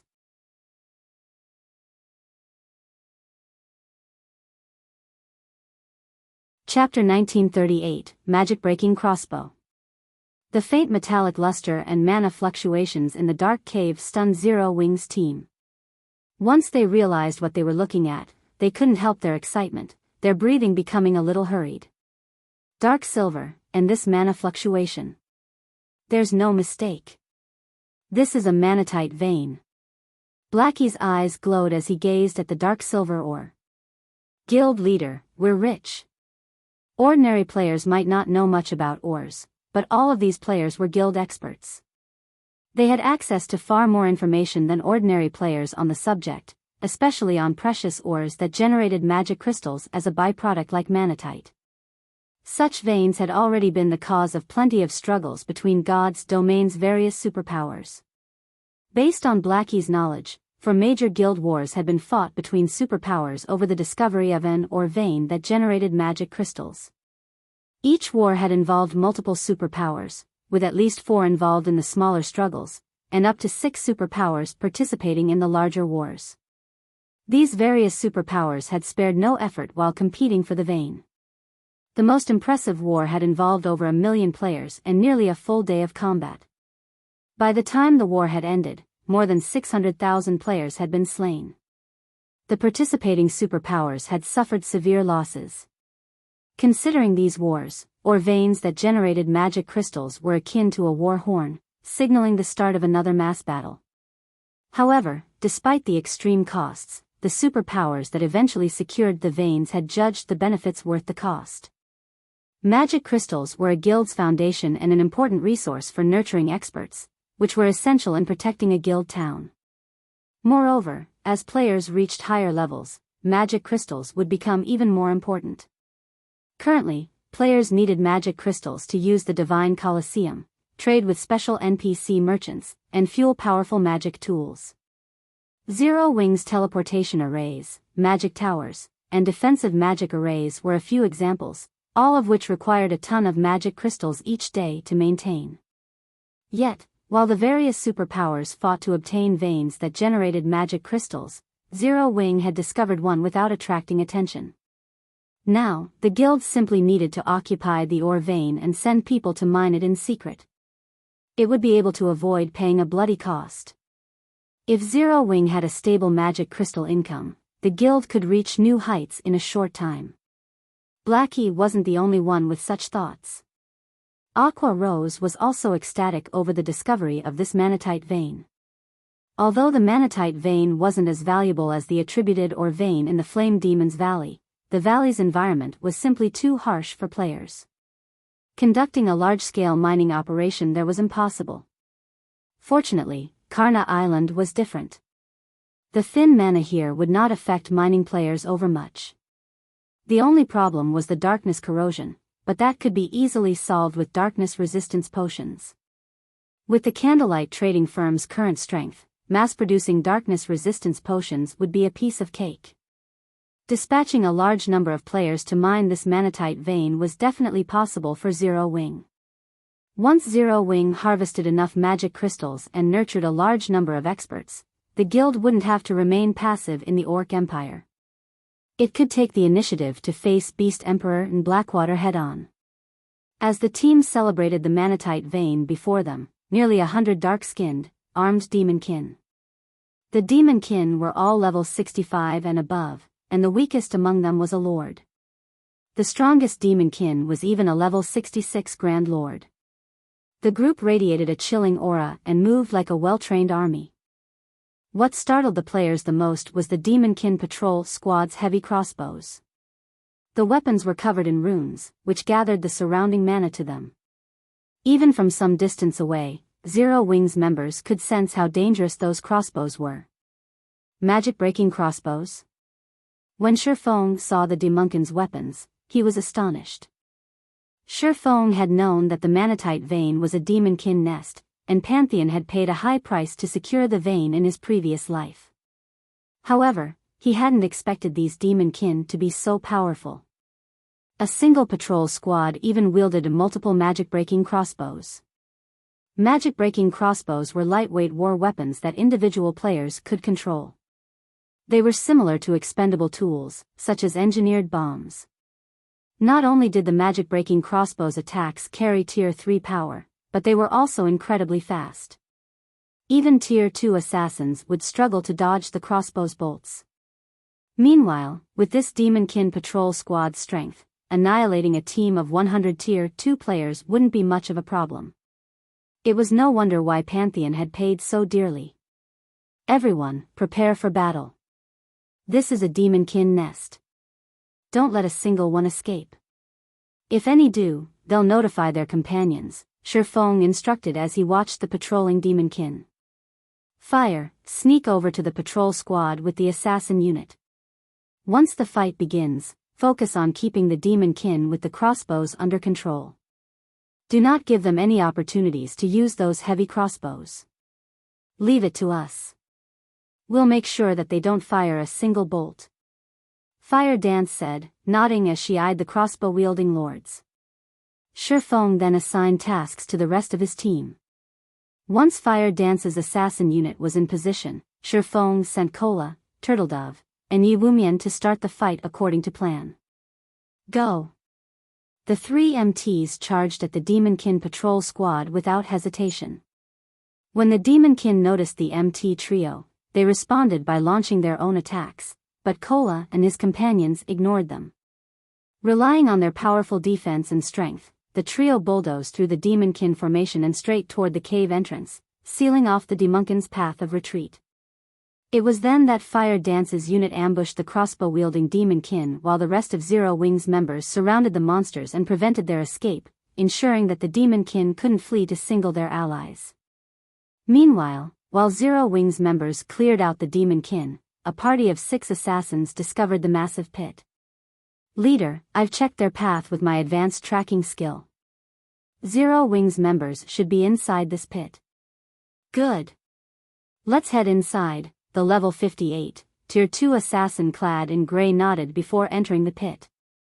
Zero Wing's actions thus far had rendered the assassin party speechless. The guild team had ventured through dangerous sea zones infested with sea monsters.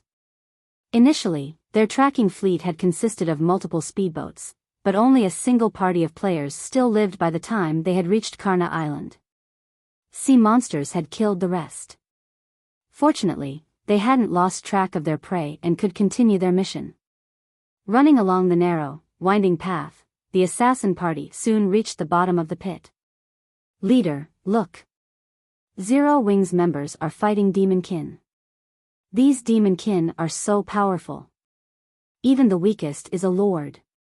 It really makes you wonder what Zero Wing's members are thinking. Did they really have to come this far just to grind and level up?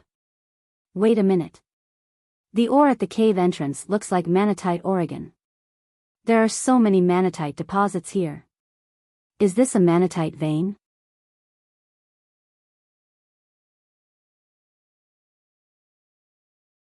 Chapter 1939, Secret Exposed. I'm not hallucinating, am I?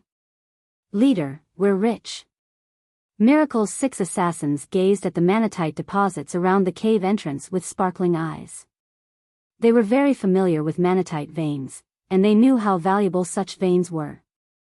Miracle had fought other superpowers over such a vein before. Magic crystals were becoming increasingly important to the various large guilds, and having a stable source had become the foundation for a guild's development. Hence, the various superpowers offered massive rewards to players for providing the coordinates of unclaimed Manatite and other ore veins that generated magic crystals. If a player provided proof of an unoccupied ore vein, they would earn 10,000 gold and a single epic weapon. When the various superpowers had announced the reward, players had frantically searched for ore veins. For the majority of the game's players, 10,000 gold was an astronomical sum. If converted into credits, an ordinary person wouldn't have to worry about shelter or food for the rest of their life. Naturally, an epic weapon was fatally attractive to expert players, as well. Epic weapons were even rare among the various superpowers. They were god-tiered weapons to ordinary experts. As long as they wielded an epic weapon, their combat power would skyrocket. They might even be able to stand alongside peak experts. Players could only hunt for more resources with sufficient strength, after all, and as long as an ordinary expert had enough resources, becoming a peak expert wouldn't pose much of a challenge. Because of this, a large number of players had joined the hunt for ore veins. Unfortunately, even though a long time had passed since the superpowers had announced their offer, not a single player had claimed the reward. Of course, they had never thought that they would find a rumored Manatite vein by simply following Zero Wing's members. If one of Miracle's members discovered an unclaimed Manatite vein, not only would they receive the 10,000 gold and an epic weapon, but their rank in the guild would also increase by 1 level, bypassing the normal restrictions. Thinking up to this point, the grey-clad assassin serving as the party leader contacted 1,000 Miles and reported on Zero Wing's current situation and the Manatite vein. Many of the guild's upper echelons had gathered in a meeting room in Miracle's residence on Thunder Island to discuss the Savage God's legacy. It was, after all, of the utmost importance as it concerned the guild's development. Meanwhile, when 1,000 Miles received the report regarding Kama Island, he displayed an ecstatic expression. He had never thought that he'd gain such an unexpected harvest by sending some of his assassins to follow Zero Wing. First, the Savage God's legacy, and now, the Manatite vein? 1,000 Miles chuckled at this double blessing. He then instructed the assassin party, "You have done well. Keep an eye on the Manatite vein. I'll send the army to meet you immediately." He had already witnessed Zero Wing's naval strength, so he knew that if it really came down to an out fight between their guilds, they would likely suffer mutual destruction. However, it was a different story if the battle took place on an island. Players with sea-based legacies wouldn't receive a combat power boost on an island. Moreover, Kama Island happened to be within Miracle's range of influence. Zero Wing had only dispatched a 500-man team to the island, and annihilating such a small team would be a piece of cake. Following which, 1,000 Miles gathered Miracle's fleet in the Sea of Death in preparation to secure Kama Island's Manatite vein. Meanwhile, inside the Demonkin's nest, Zero Wing's members continued to clear out the patrol squads under Feng's command. While these Demonkin patrol squads might be difficult for any other expert team, but they were no challenge for Zero Wing's members. Ordinary MTs would not even be able to stop the first volley from the magic-breaking crossbows without breaking their stances. However, Kola could block 5 crossbow bolts at one time without issues. At most, he would lose around half of his HP, but by the time the Demonkin launched their second volley, Fire Dance's assassin unit suppressed the monsters. Kola then tanked the Grand Lord-ranked Demonkin that led the patrol squad, while Turtledove and Yewumian tanked the Great Lord-ranked Demonkin. The rest of the team systematically dealt with the remaining Demonkin.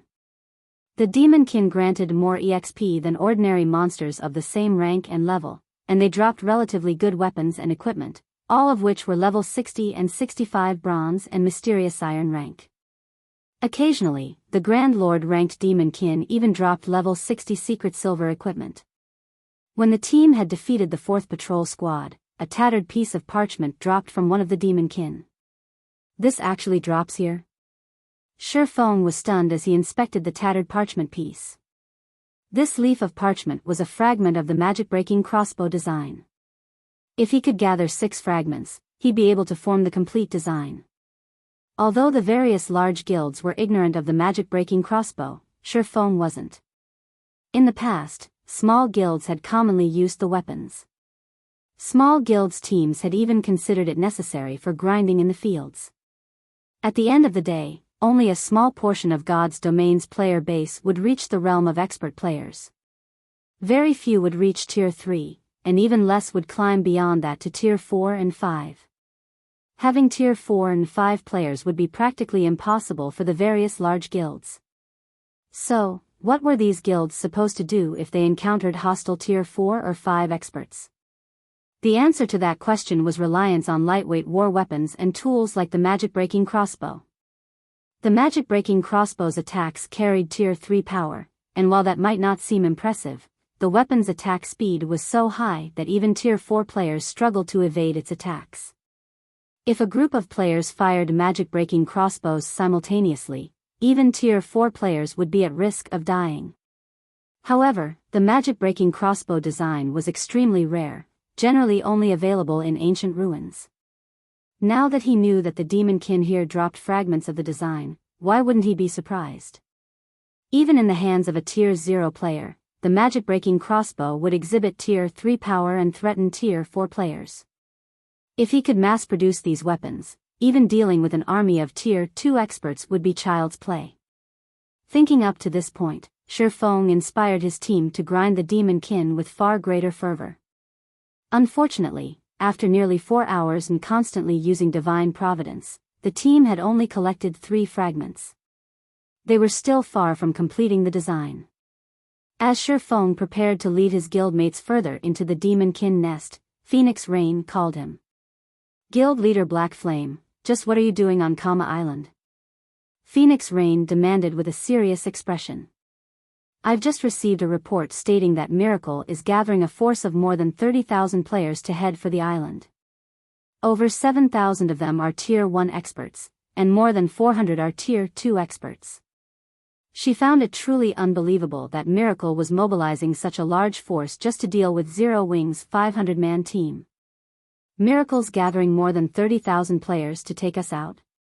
The news confused Feng. Suddenly, he realized something. Has information on the Manatite vein leaked? You should hurry and retreat from Kama Island now. Once Miracle's forces arrive, they won't let you simply walk away. Phoenix Rain advised. A 30,000-man army from Miracle was no laughing matter. Even the Dragon Phoenix Pavilion would have to take the force seriously, not to mention Zero Wing.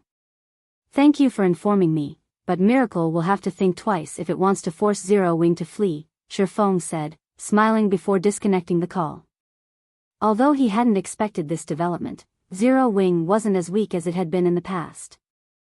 If Miracle wanted to plunder Zero Wing's riches, he would make sure they lost a limb or two in the process.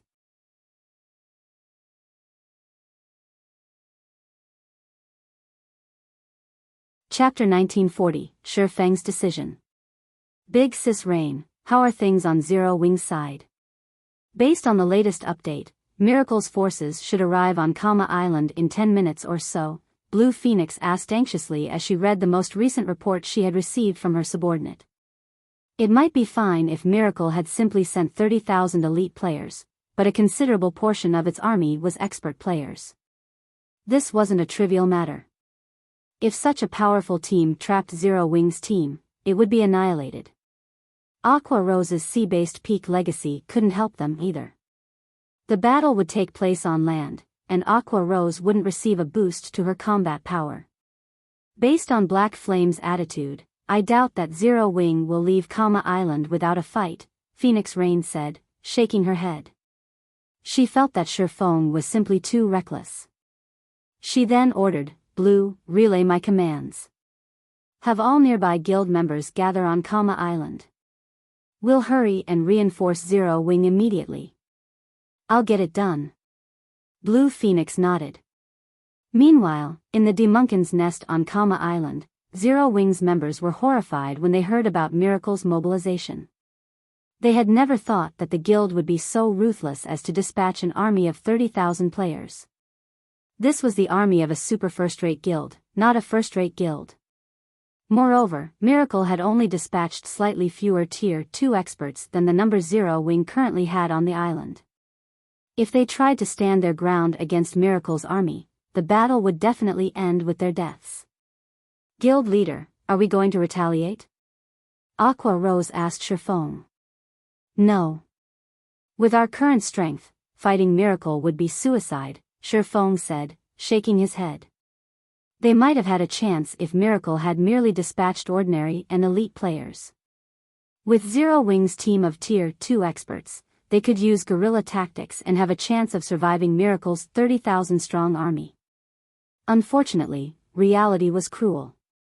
The expert players Miracle had dispatched were far stronger than ordinary expert players, and if they tried to take these experts on while so drastically outnumbered, not even guerrilla tactics would save them from a miserable death. Miracle was a veteran super first-rate guild that could rival veteran super guilds in terms of overall strength. It simply hadn't earned the title of super guild due to lacking a legacy. Miracle's Tier 2 experts were of a far higher quality than those from first-rate guilds or recently risen superpowers. The quality difference wasn't a result of a gap in basic attributes, but due to a difference in combat standards.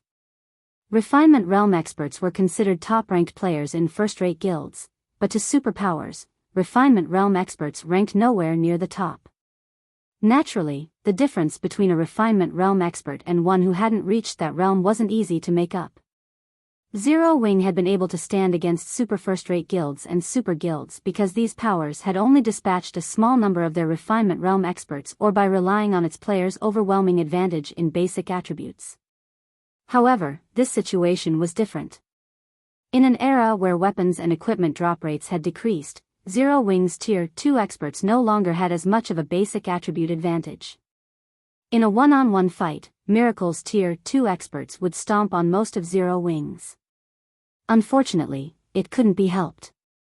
Miracle had secured its foundation after many years of hard work and investment. This was also why the various large guilds tried so hard to nurture experts. In God's domain, experts were a guild's true support pillar.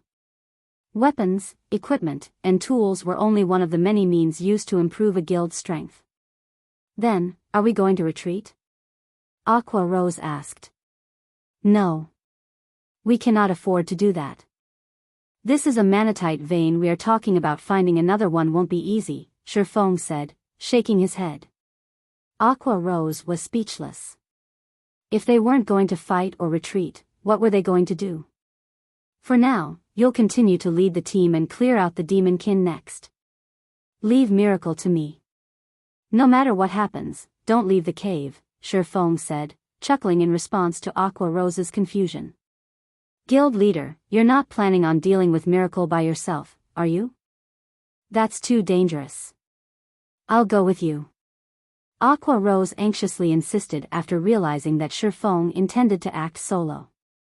He might be alright if he were surrounded by dozens or hundreds of Tier 2 experts, but if Miracle used magic arrays or traps to suppress him, the army would even whittle his HP down to 0, regardless of how extraordinarily strong Feng was. The various superpowers were even capable of killing mythic monsters, much less a Tier 2 player like Feng. Do I look that stupid?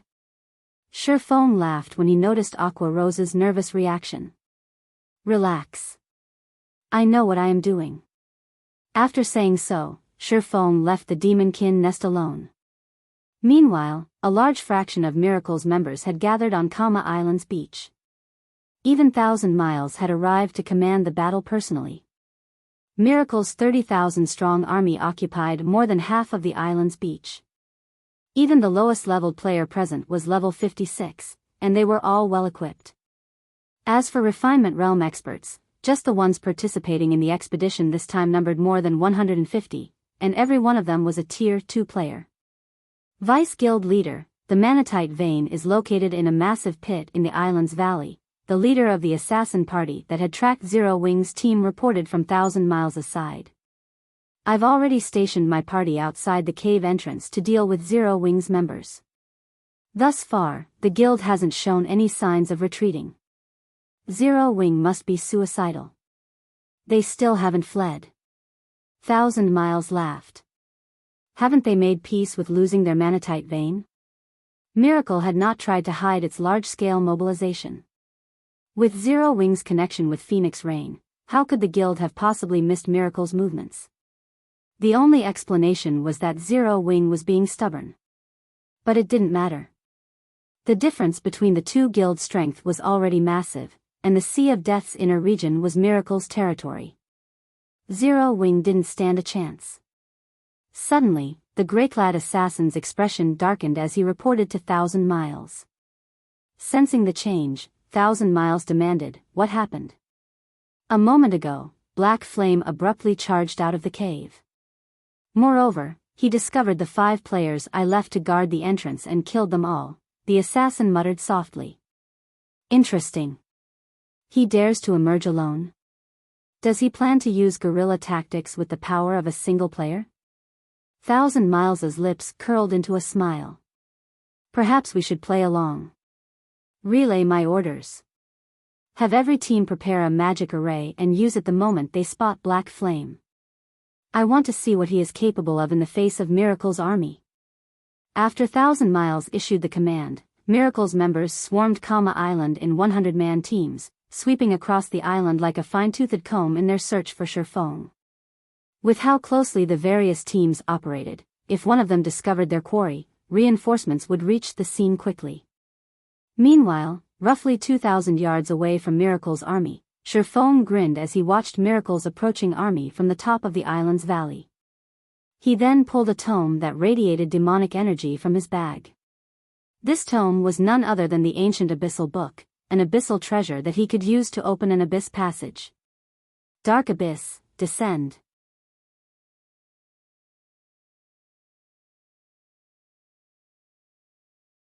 Chapter 1941, Abyss Descends. Within Kama Island's shriveled forest, Miracle's members advanced on the valley near the island's center.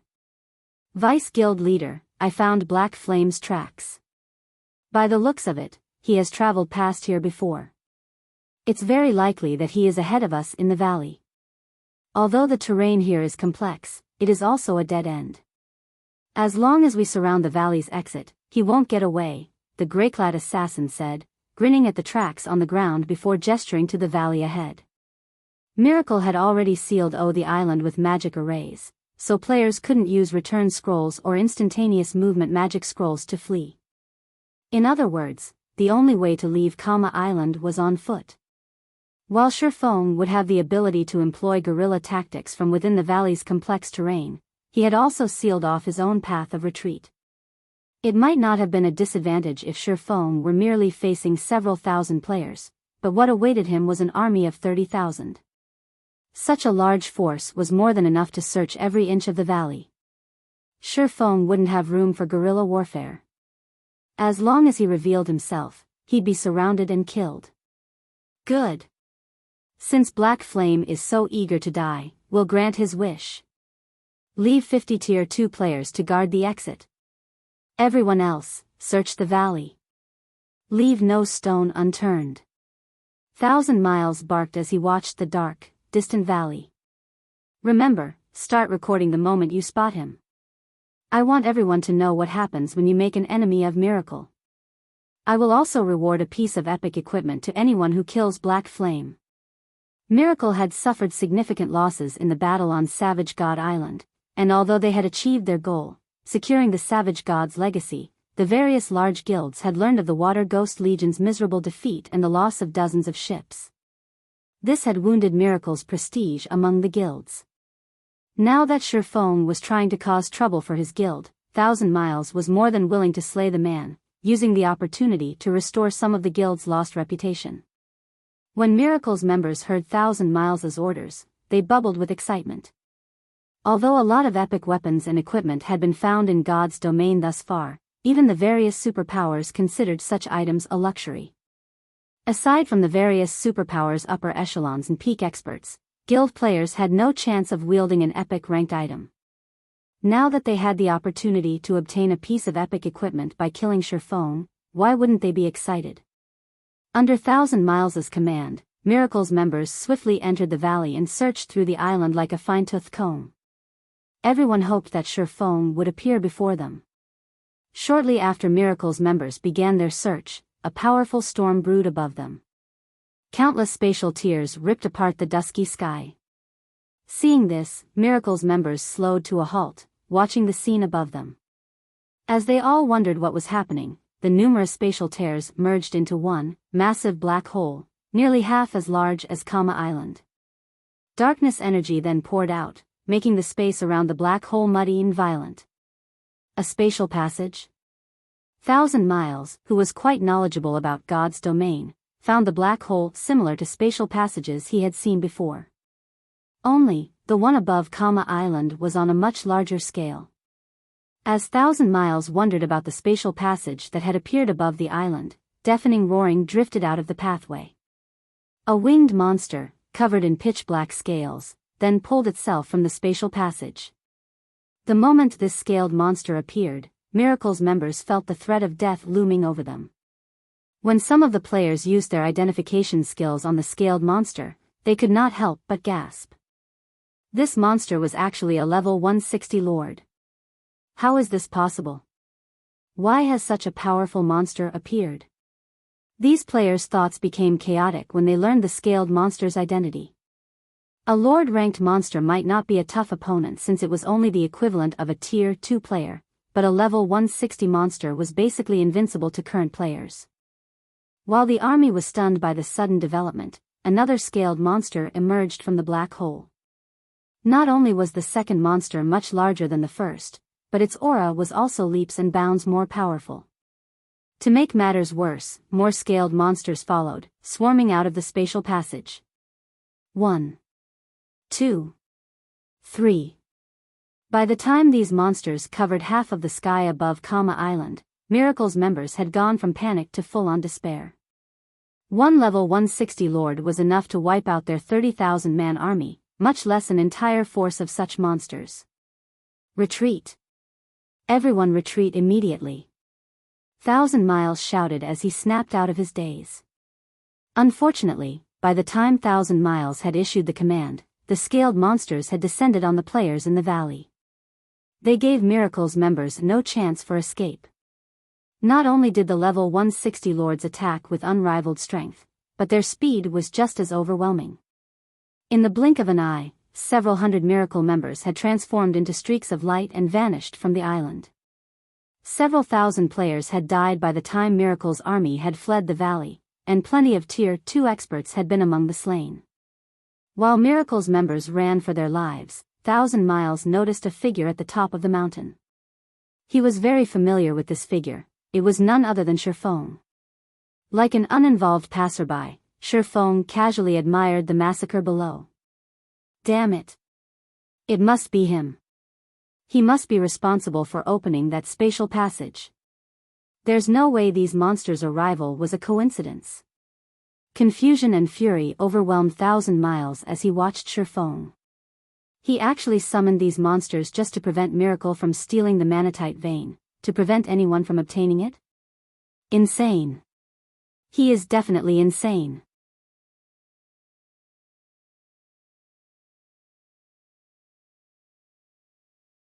Chapter 1942, So What If I Am? A flood of monsters still surged out of the spatial passage above Island. Moreover, as the swarm grew, stronger monsters emerged from the black hole.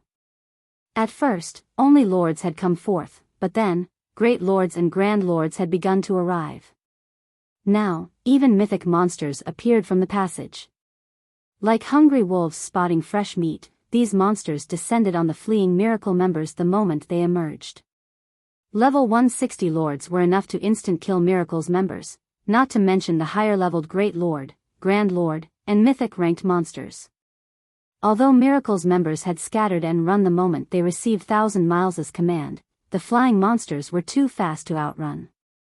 In the seconds after Miracle had initiated its retreat, over 3,000 members had transformed into streaks of light and vanished. Vice Guild Leader, these monsters are even chasing the members that have left the valley. They have no regional restrictions. With how fast the monster force is growing, I'm afraid that they'll annihilate us before we reach the shore. Silent March said, watching the monster-filled sky with a grim expression. An endless number of monsters flew out of the black hole above, and even though their forces had split up, the monsters wouldn't need long to eliminate them all. If the 30,000 players had only consisted of elite members, Miracle's losses wouldn't have been so severe, significantly harming the guild's operations, if they all died, but over 400 of these players were Tier 2 experts. If these players were slain as well, we can't break through. It seems that we have no choice but to use the Magicbreaker scroll to remove the seal on the island. 1,000 Miles gritted his teeth as he watched his guildmates die, one after another. March, instruct our elite members to do everything they can to attract the monster's attention. Once I remove the seal, have our guild experts use return scrolls to get out of here as soon as possible. Very few magic scrolls in God's domain were capable of removing regional seals. Even a super first-rate guild like Miracle had only managed to obtain 6 thus far. Normally, these scrolls were reserved as life-saving tools to prevent other superpowers from ambushing their key forces. Since he was one of Miracle's vice guild leaders, he had been allocated one of these scrolls. If he used it now, he'd have to wait a long time before he'd receive another. However, he couldn't hold anything back with so many of his guild's Tier 2 experts at risk. Understood. Silent March nodded. Following which, 1,000 Miles took an ancient, golden magic scroll from his bag and began to activate it. In response, a golden light pillar flew from the unfurled scroll and pierced the invisible magic barrier that enveloped Island. The magic barrier shattered, and players on the island could once again use teleportation spells and tools. As the magic seal faded, Miracle's members breathed sighs of relief. With the barrier gone, they would not have to rely on their own feet to escape the island. Once they found a safe location, they could use a return scroll and leave this nightmare. However, just as Miracle's many experts activated their return scrolls to flee this godforsaken island, the scroll's loading bars were interrupted. What's going on? Why can't I teleport? No. We're still under the magic seal's effects. But didn't we remove the barrier? The development left Miracle's fleeing experts confused. Even 1,000 Miles, who had just used the magic breaker scroll, was bewildered. Vice Guild Leader, look at Black Flame. I think he just used a magic seal, a ranger with sharp eyesight announced as he pointed to the mountain and Feng. Hearing this, 1,000 Miles spun toward Feng. Multiple magic arrays hovered around the swordsman, all of which manifested to seal off Kama Island. Black Flame. You're courting death. 1,000 Miles's gaze was frosty as he glared at Feng, his enraged bellow echoing throughout the valley. Every Miracle member in the valley stared at Feng with hatred and killing intent. They had already used their only magic breaker scroll, so only death awaited them if another magic seal enclosed the island. Courting death? Seeing 1,000 Miles's wrathful expression, Feng couldn't help but laugh as he replied, so what if I am? In truth, Feng hadn't wanted to open an abyss passage on Kama Island. Once it opened, it would affect the region, and with the exception of himself, the ancient Abyssal Book's owner, the Abyssal monsters would hunt down every player within range. Activating the Abyssal Passage had greatly affected his plans for the Manatite Vein. Although Feng had expected information on the Manatite Vein to leak and had prepared certain countermeasures, he hadn't expected it to happen so soon. Moreover, Miracle had intended to take the vein for itself, rather than negotiate. He couldn't afford to be courteous with the enemy guild. He would teach Miracle the price for trying to steal Zero Wing's Manatite Vein. Black Flame. Do you truly think Miracle will let you off the hook for this? 1,000 Miles threatened as he watched the sealing magic array complete. Your entire guild will face Miracle's wrath, not just you. Guild leader Black Flame, many of Miracle's experts are on Kama Island. Our guild leader isn't exaggerating. If you complete the seal on Kama Island, Miracle will do everything it can to destroy Zero Wing. Silent March attempted to persuade Feng. Since you have developed Zero Wing to its current power, you should understand the various superpowers' strength. You should know how powerful our guild is. Do you really want to make an enemy of Miracle? Zero Wing had already become a noteworthy force in God's domain, but to a top-ranked, super first-rate guild like Miracle, it was still a trivial opponent. The only reason Miracle had not turned against Zero Wing thus far, despite the guild's multiple transgressions, was that it had much better things to do with its time and resources. However, if Miracle concentrated its strength against Zero Wing, removing the guild from God's domain wouldn't be difficult. You people really are interesting. You clearly came looking for trouble, yet you're making Zero Wing look like the bad guy here, claiming that our guild is trying to make an enemy of ours? Miracle's members sure are skilled with one-sided plays. Feng laughed. I'll repeat myself once again. So what if I am?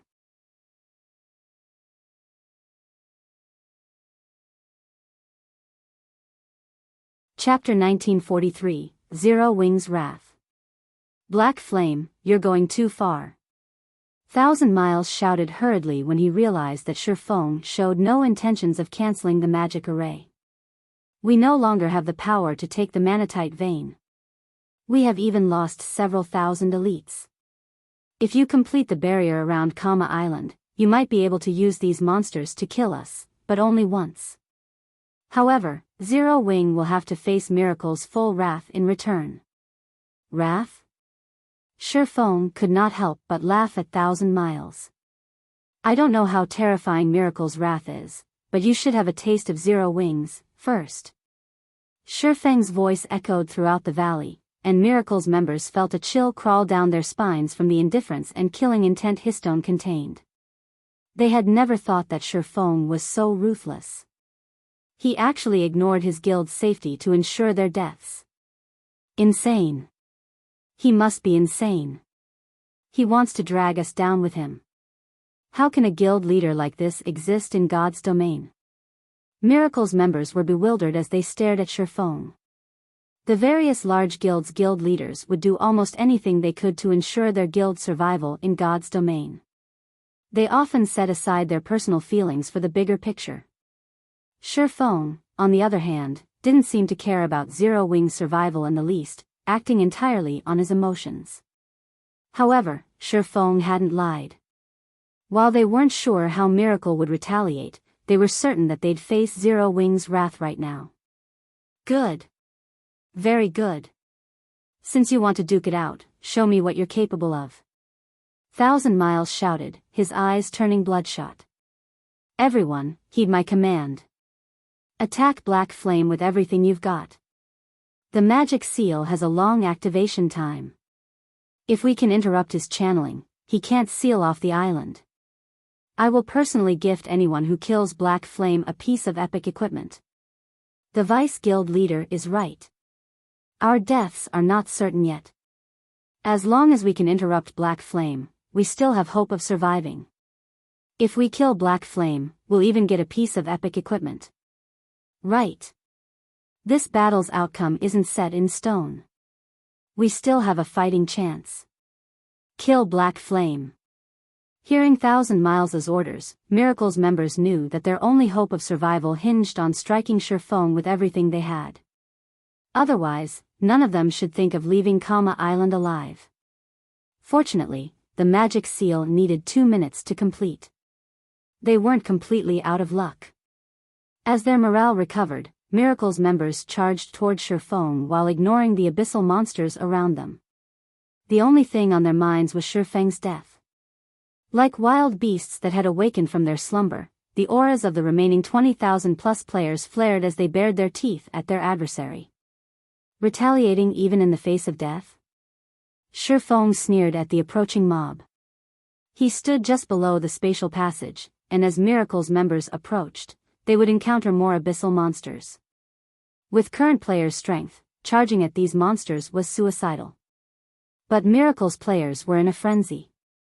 They disregarded all costs while charging at Feng, and even when their comrades fell beside them, they didn't pull their gazes from their target. Everyone, keep it up.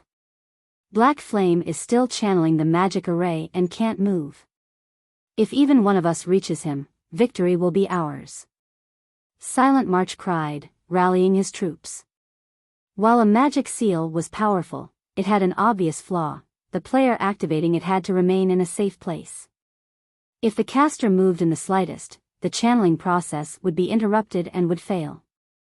Although there were indeed a lot of abyssal monsters between them and Feng, Miracle's players on Kama Island greatly outnumbered the monsters. Although the price of distracting the abyssal monsters was considerably high, it was possible, and it would allow a few players to slip by, reaching their target. Sure enough, 7 players managed to break through the abyssal monsters' encirclement after a short moment, arriving within 60 yards of Zero Wing's guild leader. Even if I can't move, I can still use my skills and spells. Seeing the approaching enemies, Feng promptly activated Chilling Field. The moment Chilling Field activated, the 7 Miracle members immediately felt a chill envelop their flesh. Both their movement speed and attack speed significantly decreased. Before the Miracle members could move within 40 yards of Feng, icicles exploded from the ground, striking the 7 players as damages in the tens of thousands appeared above their heads. The mana on Kama Island was extremely thin, which limited the combat power players could exert, and with Chilling Field's movement speed reduction, dodging the icicles' attacks became impossible for the 7 Miracle players. In the blink of an eye, the attacks killed 2 players. Only the 5 Refinement Realm experts managed to avoid death. However, while the 5 Refinement Realm experts had dodged the first wave of Feng's attacks, the swordsman was far from finished. As a constant stream of attacks bombarded them, the Refinement Realm experts were forced to halt their advance, focusing on defense. Unfortunately, they still took hits from time to time, continuing to lose HP. In the end, all 5 died before they could move within 20 yards of their target. Although Refinement Realm experts were frightening existences in first-rate guilds, their evasive and defensive maneuvers were unrefined before Feng. Die. Following which, Feng struck one group of Miracles members after another, mercilessly slaying every player that came within his attack range. None of them could get within 10 yards of Feng. Seeing this, Miracle's surviving members were dumbfounded. While Silent Mars came within 50 yards of the swordsman, she stopped her advance and took out a single target, Tier 4 offensive magic scroll. Numerous spiraling wind blades then formed around Feng. Under Silent March's control, these wind blades bombarded the immobile guild leader. Boom. Boom. Boom. Explosions rang out in succession, the resulting shockwaves throwing dust and dirt into the air. He's finally dead? Silent March could not help but breathe out a sigh of relief as she watched the dust clouds surround Feng's location. She had used a large number of guildmates as bait to get within 50 yards of the swordsman and find an opportunity to use the magic scroll without her opponent noticing. But once the dust settled, it revealed Feng's unharmed figure. Golden divine runes circled his body, isolating him from the outside world. These runes were the result of the 7 luminaries' ring's absolute defense. However, rather than the runic barrier, everyone's attention was on the pitch-black magic arrays around Feng. The arrays had completed and sealed off Kama Island.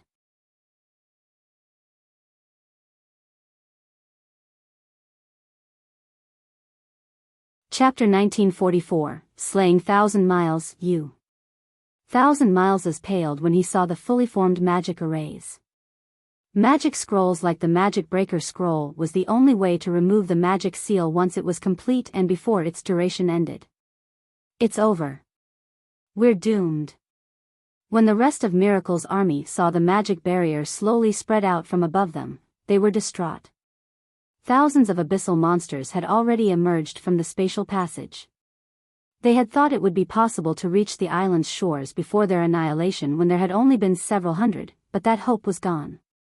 Several hundred more Miracle members had died while the army had succumbed to their despair.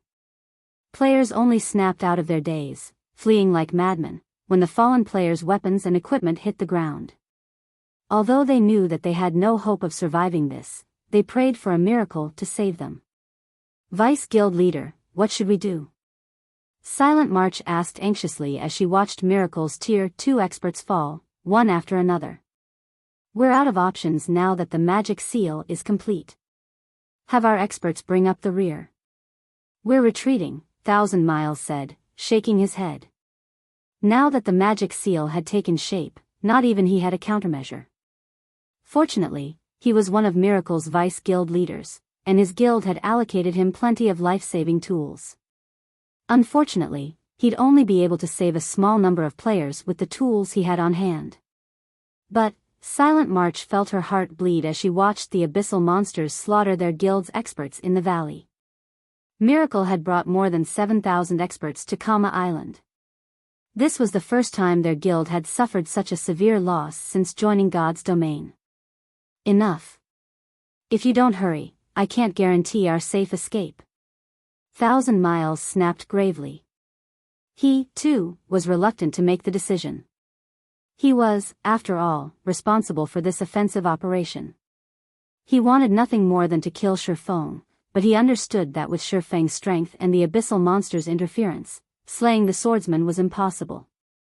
All he could do was leave this godforsaken island as quickly as possible. Understood. Silent March nodded. As Silent March began her retreat, several hundred experts formed a tight circle around her, guiding Silent March and several upper echelons out of the valley.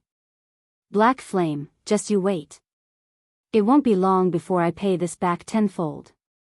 1,000 Miles bellowed as he glared at Feng, already thinking of ways to deal with Zero Wing. After ensuring that his guild's upper echelons had gathered around him, 1,000 Miles retrieved a dark purple globe from his bag. Countless divine runes had been engraved on this crystal globe, the globe itself giving off waves of pressure. This globe was one of the treasures Miracle had obtained from an ancient ruin _ the Wind God's Orb. The Wind God's Orb was a consumable that temporarily granted players the power of the Wind God. With the Wind God's power, players could fly freely through the sky for 5 minutes. Moreover, players' flight speed would be so incredible that not even flying ships could keep up with them. Whether one was using the Wind God's Orb for escape or pursuit, the orb was a very useful tool. Unfortunately, it could only be used 10 times. Once all 10 uses had been expended, the Wind God's Orb would turn into dust. Although the magic seal on Kama Island prevented teleportation, it did not prohibit players from flying. As long as they had the power of the Wind God, they could easily shake off the abyssal monster's pursuit. Moreover, 5 minutes of flying would be more than enough to escape Kama Island. Once they were off of the island, fleeing from the abyssal monsters would be a piece of cake. After taking out the Wind God's Orb, 1,000 Miles began to chant an incantation, granting him and the others the Wind God's power. With 1,000 Miles as the center, a gigantic, dark purple magic array formed on the ground, hungrily absorbing and devouring the surrounding mana. At the same time, a powerful storm enveloped 1,000 Miles and the others, preventing other players from approaching the group. The Wind God's Orb. Feng muttered. He could not help but feel a little astonished when he saw the dark purple globe in 1,000 Miles' hands. Miracle really is quite generous to have given him such a precious item, but you must be dreaming if you think you can escape with that. Feng then activated Gale Domain, transforming into a blur as he flew toward 1,000 Miles. The Wind God's Orb had been extremely famous in God's Domain, a masterpiece crafted by an ancient civilization. As long as there were no magic arrays that prevented flight in an area, even Tier 5 players wouldn't stop a player endowed with the Wind God's power. Only Tier 6 players would have the ability. Hence, the Wind God's Orb had been publicly acknowledged as one of the top 10 treasures for pursuit and escape in God's Domain in the past. However, the Wind God's Orb had an obvious flaw: it required a lengthy channeling time. Each endowment required roughly 15 seconds. Although Feng was currently around 800 yards away from 1,000 Miles, he could cross the distance in less than 10 seconds with the effects of Gale Domain. Of course, Miracle's members noticed Feng's movement. Black Flame. 1,000 Miles' rage burned even brighter when he saw Feng's approach. Escort team, block him with everything you've got. I'll kill him myself in a moment. He had called off the assault on Feng simply because he found the task troublesome. He had decided to ignore the man and let the hateful bastard live for a few more days. However, Feng ignored his benevolence and now targeted his life. Vice Guild Leader, rest assured, we'll make sure he doesn't leave your sight. We'll show this brat just how ignorant he is, a silver-armored, middle-aged man confidently declared as he watched Feng's approaching figure. After saying so, the middle-aged man, who led the escort team, and the team's 200-plus members vigilantly awaited Feng's arrival. Once the flying swordsman was within 100 yards, the escort team activated their berserk skills. A few members even activated a magic array, trapping Feng within a magic barrier. Shatter. When Feng was less than 60 yards away from 1,000 Miles, he activated Power of Darkness and swung down Killing Ray. Lightning Slash. A blue lightning bolt tore through the sturdy magic barrier, and by the time Miracle's players noticed it, the bolt had pierced through 1,000 Miles' body, devouring all of his HP.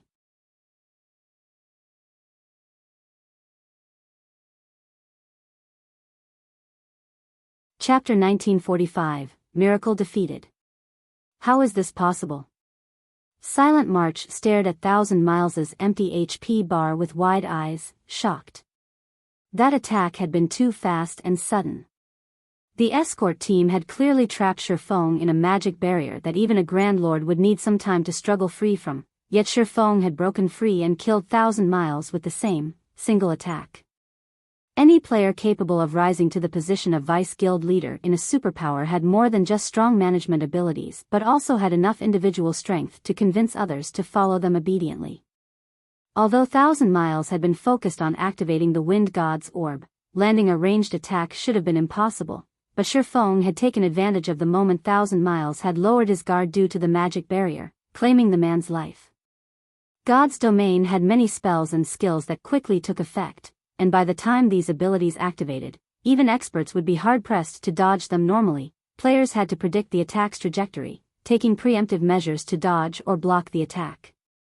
However, Feng's execution had been so fast that she hadn't even noticed his movements when he activated the skill. Needless to say, it would have been impossible for 1,000 Miles, who had been distracted, to notice the attack. The other members around the Vice Guild leader's corpse were just as stunned. They stared at the body with incredulous looks. 1,000 Miles was one of their guild's Vice Guild leaders. Not only was he extraordinarily powerful as an individual, but the guild had also given him plenty of treasures. Even super guilds would have a difficult time killing 1,000 Miles. In fact, regardless of the several thousand abyssal monsters on Karna Island, they had never considered that the monsters might kill 1,000 Miles, yet their Vice Guild leader was dead. Moreover, 1,000 Miles hadn't died at the hands of a superpower. He hadn't even died while surrounded by enemies, overwhelmed and outnumbered. Instead, a guild leader from a guild that had only recently become famous had claimed his life. If news of this spread, it would cause a sensation throughout God's domain. Black Flame. The escort team's leader turned ashen as he shot Feng a glare. From today on, neither you nor Zero Wing will have a place in God's domain. Not even the Dragon Phoenix Pavilion can protect you. Had someone from another superpower killed 1,000 Miles, it would not have had much of an impact on Miracle's reputation. At most, the public would think that the offending superpower had grown stronger. However, the fact that a minor power like Zero Wing was responsible for the Vice Guild leader's death was humiliating. If word of this got out, Miracle would become a laughingstock among the various superpowers. Others might even assume that Miracle had grown weaker, doubting its qualifications as a super first-rate guild. If Miracle did not annihilate Zero Wing after such an insult, it would have no hope of mingling in God's domain in the future. That's my business, Feng said while slashing the abyssal blade at the escort team. Lightning Edge. Countless arcs of lightning streaked toward the dazed escort members. Although a portion of the escort members had reacted to the attack quickly and dodged Lightning Edge's trajectory, the attack killed more than 70% of the team. I'll kill you. The escort leader, Nameless Hacker, gnashed his teeth in rage as he watched his teammates die. Nameless Hacker and the other survivors charged at Feng, killing intent flashing in their eyes. They would slay this swordsman even if they had to sacrifice their own lives.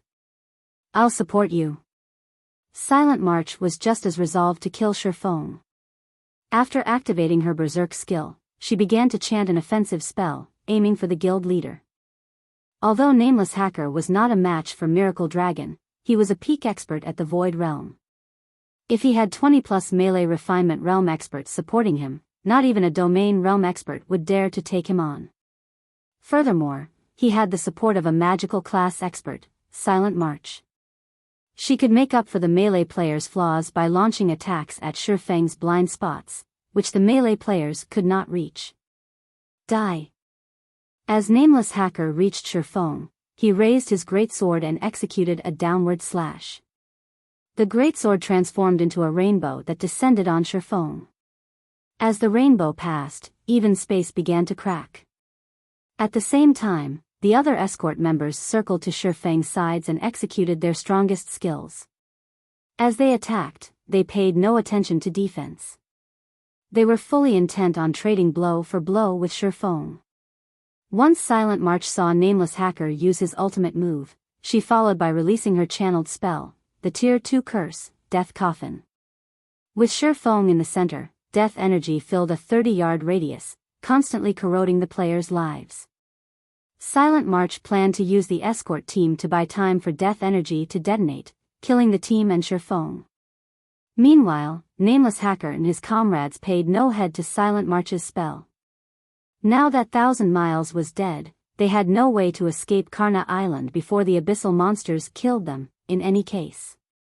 They were more than willing to sacrifice themselves if it meant Feng's death. In response to his opponent's suicidal attacks, Feng used Dragon Breath and 9 Dragon Slash. He had no intention of dodging the attacks. His basic attributes were far beyond Nameless Hacker and Miracle's members. He could simply stop the attacks with brute force. Boom. Boom. Boom. The moment Dragon Breath collided with the descending rainbow, a massive explosion shook the valley. Dragon Breath shattered the rainbow and blew Nameless Hacker away. Abyssal Blade's phantoms, meanwhile, put a stop to the melee refinement realm expert's assault. Before the death energy Silent March had summoned could detonate, Feng used Instant Strike to appear before her and swung Killing Ray at the female necromancer. Although Silent March tried to block the attack with her staff, she was too late.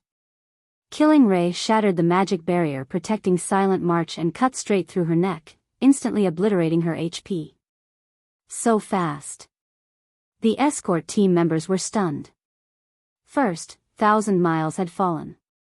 Now, even Silent March had died before the rear-line healers could do anything about it. Feng's attack power and attack speed were terrifying.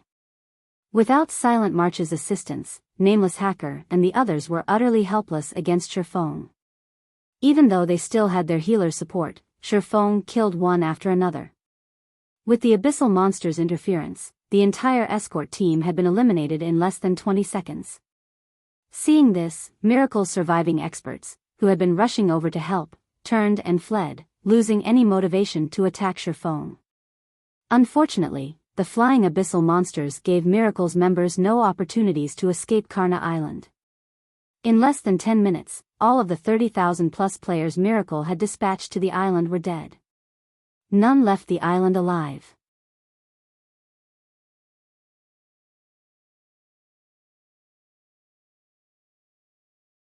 Chapter 1946, Impossible Outcome.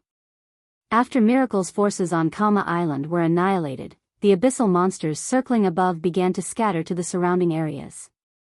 And Feng couldn't be any happier to see it. Although this turn of events would be a problem for players developing in the Sea of Death, it would benefit him. The Abyssal Monsters' presence would deter anyone from approaching Kama Island. However, the Abyss Passage he opened above the island was small, unlike the Medium Passage in the Twin Towers Kingdom. As a result, its influence would be very limited.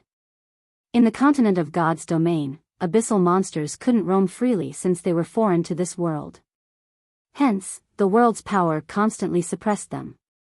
The farther they ventured from the Abyss Passage, the stronger this suppression would become. With the power of a small Abyss Passage, the passage's range of influence was very limited. Moreover, he could only use this method to deter players once. Each ancient abyssal book could be used to open only 2 Abyss Passages, a Medium Passage and a Small Passage. King's Return's Hellfiend had already opened the Medium Passage to deal with Immortal Light in the Twin Towers Kingdom, and now that Feng had used the remaining Small Passage, he'd have to make sufficient sacrifices if he wanted to use the book to open another. To open another passage, he would need to sacrifice 50,000 players for a small passage, 300,000 players for a medium passage, or 1 million players for a large passage. Capturing so many players to sacrifice would be an immensely difficult task. He might be fine if his actions went undiscovered, but once other players found proof of his wrongdoing, the consequences would be horrendous. After watching the Abyssal Monsters venture away from Kama Island, Feng began to loot the battlefield. Meanwhile, in the Dragon Phoenix Pavilion's temporary residence on Thunder Island. Big Sis Rain, I've notified every fleet in the Sea of Death. Since we cannot command those under 9 Dragons Emperor, we only have 3 fleets heading towards Kama Island. They should arrive in half an hour at the earliest, Blue Phoenix reported. They had begun to gather their forces the moment they had heard of Miracle's interest in visiting Kama Island. However, the island was located in an extremely dangerous sea zone, and the various superpowers on Thunder Island didn't usually operate in that area. As a result, their fleets had been some distance from Kama Island when the situation had occurred, and even the closest ships would need some time before they'd arrive. Half an hour? Hopefully, they'll make it in time. Phoenix Rain nodded. While half an hour wasn't very long, it wasn't very soon either. If Zero Wing acted rashly, annihilating the guild's forces would be child's play for Miracle's 30,000-strong army. However, if Zero Wing's members split up and hid, they might last for another half an hour. Just what is Zero Wing trying to do? Despite knowing that Miracle has dispatched an army of 30,000 to Kama Island, Zero Wing is insistent on clashing with Miracle. Blue Phoenix was exasperated over Feng's decision. She had the feeling that Zero Wing must have fought so many first-rate guilds that it was treating Miracle like one of those old enemies. Zero Wing only had 500 members on Kama Island. Even if these members were all a part of Zero Wing's main force, they wouldn't even serve as a warm-up for Miracle's army. After all, they were talking about 30,000 elite and expert players. Moreover, all of those players were from a veteran super first-rate guild, not a first-rate guild. As Phoenix Rain and Blue Phoenix discussed the situation, the doors to the guild leader's office swung open, and two people walked in. The moment these two people entered the office, Blue Phoenix's expression darkened. Rain, long time no see. Nine Dragons Emperor greeted Phoenix Rain with a smile after entering the room. It seems you have secured quite a harvest in the Sea of Death. You've already replaced quite a few pieces of your equipment. Nine Dragons Emperor, why are you here? Phoenix Rain responded dryly. Nine Dragons Emperor was closely tied to the ambush she had suffered on Savage God Island. If not for her lack of evidence, she would have long since reported him to the Great Pavilion Master. Just the sin of setting her up would instantly get Nine Dragons Emperor banished from the Dragon Phoenix Pavilion. Unfortunately, Nine Dragons Emperor was too clever to leave evidence. No matter how hard she searched, she couldn't find any proof. This is the Dragon Phoenix Pavilion's guild residence. Is there some reason that a pavilion master, such as myself, cannot be here? Nine Dragons Emperor returned Phoenix Rain's question nonchalantly. Although this is the Dragon Phoenix Pavilion's residence, this place is under my management. I believe you of all people understand how the Dragon Phoenix Pavilion operates. Neither pavilion is allowed to interfere with each other's work. Or do you need me to remind you of the rules? Phoenix Rain asked coldly. Fine, I won't waste words with you. I am here on official business. The Great Pavilion Master has issued an order. Since this is such a crucial moment, you're not allowed to interfere with Miracle. Nine Dragons Emperor said, chuckling. If you still don't get it, I'll explain the order in greater detail. The Great Pavilion Master had stated that you are not to interfere with the situation on Kama Island, and you must recall all of the ships you have sent. Have I made myself clear? All matters on Thunder Island are under Big Sis Rain's management. Why would the Great Pavilion Master give such a command? Blue Phoenix refused to believe a word Nine Dragons Emperor said. I knew you all would ask that. Here is the Great Pavilion Master's order. He had intended to inform you directly via call, but fearing that you would disobey, he sent me here to carry his orders out, Nine Dragons Emperor said as he playfully displayed the system message Ku Rong had sent him. How could this be? Phoenix Rain frowned when she saw the message. Our guild is in a precarious situation, and Zero Wing has made too many enemies. All of the various superpowers have expressed their opinions on the Dragon Phoenix Pavilion. After lengthy consideration, the Great Pavilion Master has decided not to interfere in the matter between Miracle and Zero Wing to avoid exposing the pavilion to even greater danger. If you refuse to follow orders, then all responsibilities on Thunder Island will be transferred to me. Nine Dragons Emperor said, smiling. Even if you sent reinforcements, it would be futile. 1,000 Miles is leading the operation personally. Zero Wing has no chance of survival. He was very pleased with Miracle's actions. Whether Phoenix Rain helped Zero Wing or not, Zero Wing would suffer severely, and Phoenix Rain would lose a powerful helper. Fortunately, this increased his chances in the next contest for Thunder Island. The naval power Zero Wing had displayed near Savage God Island had been too frightening, forcing him to take the guild seriously. But there was no need for that now. Now that Miracle had crippled Zero Wing, the latter would no longer pose a threat in the upcoming contest. Moreover, with Zero Wing's main force crippled and Ku Rong's current attitude toward the guild, he could take advantage of the situation to deal with Zero Wing's branch guild in the Black Dragon Empire. Big Sis Rain, what should we do? Blue Phoenix asked anxiously. Phoenix Rain considered the matter, her expression ugly. She hadn't expected Ku Rong to interfere. Rain, you best decide quickly. I don't have that much patience. If you can't, I'll make the decision for you, Nine Dragons Emperor threatened. The twisted expression on Phoenix Rain's face delighted him greatly. You. Phoenix Rain frowned. However, before she could say more, she received a message. It had been sent by the spy she had planted in Miracle. How is this possible? Phoenix Rain was stunned as she read the message's contents. She simply could not believe what she read. Rain, are you trying to disobey orders? Nine Dragons Emperor demanded after Phoenix Rain's long silence. Inwardly, though, he grinned ear to ear. As long as Phoenix Rain refused to obey Ku Rong's orders, he would take control of Thunder Island. It would save him a lot of effort with his future plans. Sure. Of course, we'll follow orders. Phoenix Rain smiled as she glanced at Nine Dragons Emperor. Blue, notify the fleets to return immediately.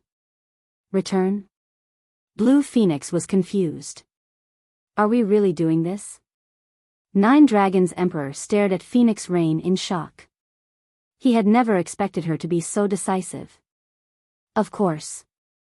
The battle on Kama Island is already over, Phoenix Rain said. Including 1,000 Miles and Miracle's other upper echelons, the 30,000-man army has been eliminated. There's no longer a need to visit the island.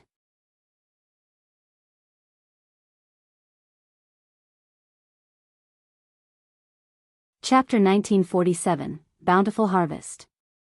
Miracle's been annihilated? Nine Dragons Emperor was dumbfounded when he heard Phoenix Rain's announcement. How can this be? Miracle wasn't an ordinary super first-rate guild.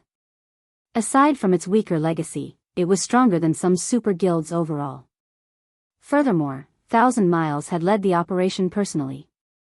If another superpower had to face Miracle's 30,000-man army, the battle would be bitter even if the superpower thoroughly prepared, much less annihilate Miracle's forces. Annihilating Miracle's army would be far more difficult than simply defeating it. If Miracle's 30,000 players decided to scatter and flee, no power should be able to eliminate them all even if the army were badly outnumbered. How could Zero Wing possibly achieve such a feat? Big Sis Rain, are you sure? Even if Zero Wing managed to obliterate Miracle's army, 1,000 Miles shouldn't have died. As one of Miracle's vice guild leaders, he should have plenty of life-saving tools on him. Killing him should be much harder than annihilating Miracle's army. How could he possibly die? Not even Blue Phoenix could believe the report. As a member of a superpower herself, she knew just how serious the various superpowers protected their upper echelons, especially their vice guild leaders. Even before God's domain, the various superpowers guild leaders and vice guild leaders had faced assassination in other virtual reality games. This wasn't new to them. However, as the various superpowers adapted to God's domain, they provided even better protection for their upper echelons. Take the ambush Phoenix Rain had faced on Savage God Island, for example. While Miracle might have had the ability to slay the main force members under Phoenix Rain, it hadn't been able to kill her. Had Phoenix Rain's subordinates faced annihilation, Phoenix Rain would have used the life-saving tools the guild had given her to flee the island. Of course, losing her main force members would have affected her plans. When Nine Dragons Emperor heard Blue Phoenix's question, he could not help but nod in agreement. He decided that the news must be fake. It would have already been impressive if Zero Wing's small team of 500 escaped Miracle's forces, but no matter how strong those players were, annihilating Miracle's army should have been impossible, not to mention slaying 1,000 Miles. I wondered the same thing, but I've just verified the information. Miracle has issued a red annihilation order on Zero Wing. It's the highest-ranking annihilation order available in Miracle. Issuing this order means that there are no options for reconciliation between Miracle and the order's target, and only one of them will be allowed to live, Phoenix Rain said. Why would the guild issue a red annihilation order if Zero Wing didn't annihilate its army? That is a lie, right? Miracle's army had more than 400 Tier 2 experts. Such a severe loss will certainly affect Miracle's future plans. Blue Phoenix still couldn't believe the news, but faced with the facts, she had no choice but to accept it as truth. Miracle had issued the Red Annihilation Order in the past, but only when the guild had expected a decisive battle with another superpower. No matter how she looked at it, now that Miracle had used the order on Zero Wing, it must have suffered a humiliating loss against the smaller guild. 9 Dragons Emperor, what a pity. It seems that my ally is quite reliable and no longer requires my help. If you have nothing else, I must ask you to leave. Unlike you, I don't have much free time. I still have to take care of many matters on Thunder Island. Phoenix Rain smugly dismissed 9 Dragons Emperor. Veins bulged on 9 Dragons Emperor's forehead. After taking a moment to calm down, he sneered and said, Phoenix Rain, don't get excited so soon. Zero Wing might have gotten lucky and defeated Miracle, but you know better than I just how frightening Miracle is. Zero Wing has ignorantly pushed itself onto the path of annihilation. It won't be long before Zero Wing is thoroughly removed from God's domain. After 9 Dragons Emperor finished, he turned and left the office in a huff. Seeing 9 Dragons Emperor's frustrated expression, Phoenix Rain felt refreshed. However, she knew that Zero Wing had gotten itself into more trouble than ever before. Phoenix Rain wasn't the only one to learn of Miracle's extermination. All of the various superpowers received reports on the battle on Kama Island. Ha ha ha. Zero Wing really is impressive to cause so much damage to Miracle. Even 1,000 Miles was slain. The guild has dragged Miracle's reputation through the mud. Let's see if Miracle still dares to call itself #1 among super first-rate guilds. I had never thought that Miracle would suffer such an upset one day. If Miracle doesn't deal with this matter properly, it will become a laughingstock in the sea of death. Zero Wing is quite powerful. With such capabilities, it should easily rank among the top 5 of up-and-coming guilds. The news of Miracle's slaughter surprised all of the various superpowers, although they also pitted Zero Wing. With how much potential Zero Wing had displayed thus far, it was guaranteed to become a super first-rate guild if given enough time. However, now that Zero Wing had provoked Miracle, the guild had no future to speak of. Had Miracle's defeat been minor, it would have, at most, sent some guild experts to harass Zero Wing. As a superpower, Miracle had a lot on its plate, after all. It couldn't utilize its full strength to deal with some small guild. However, this situation was different. Not only had Zero Wing slaughtered Miracle's 30,000-strong army, but it had also killed 1,000 Miles, one of the guild's key figures. This was a great embarrassment for Miracle. If the super first-rate guild didn't obliterate Zero Wing and restore its reputation, even as a superpower, it wouldn't survive long in God's domain. Meanwhile, Zero Wing, which hadn't been particularly famous in God's domain outside of Star Moon Kingdom, had become a household name. Even the kingdoms and empires far from Star Moon Kingdom now knew the name Zero Wing. Meanwhile, back on Kama Island After working tirelessly for more than 2 hours, Feng finally collected the items Miracle's members had dropped. Miracle had dispatched over 30,000 players to Kama Island, and over 7,000 of them were experts. The guild had also sent more than 400 Tier 2 players. One could easily imagine how powerful the dropped items were. However, Feng did not store everything in his bag, which only had a limited amount of space. Hence, he only stored the best items, ignoring the common weapons and equipment. Even so, he still claimed more than 7,000 items, including over 500 level 50 fine gold weapons and equipment, and over 100 level 50 dark gold items. When exploring a corner of the valley, Feng noticed a crimson crystal globe on the ground. Within the globe burned a golden flame, and as if the flame had a life of its own, it transformed into a small, flaming dragon as Feng approached. Fire Spirit. Feng gasped when he saw the item.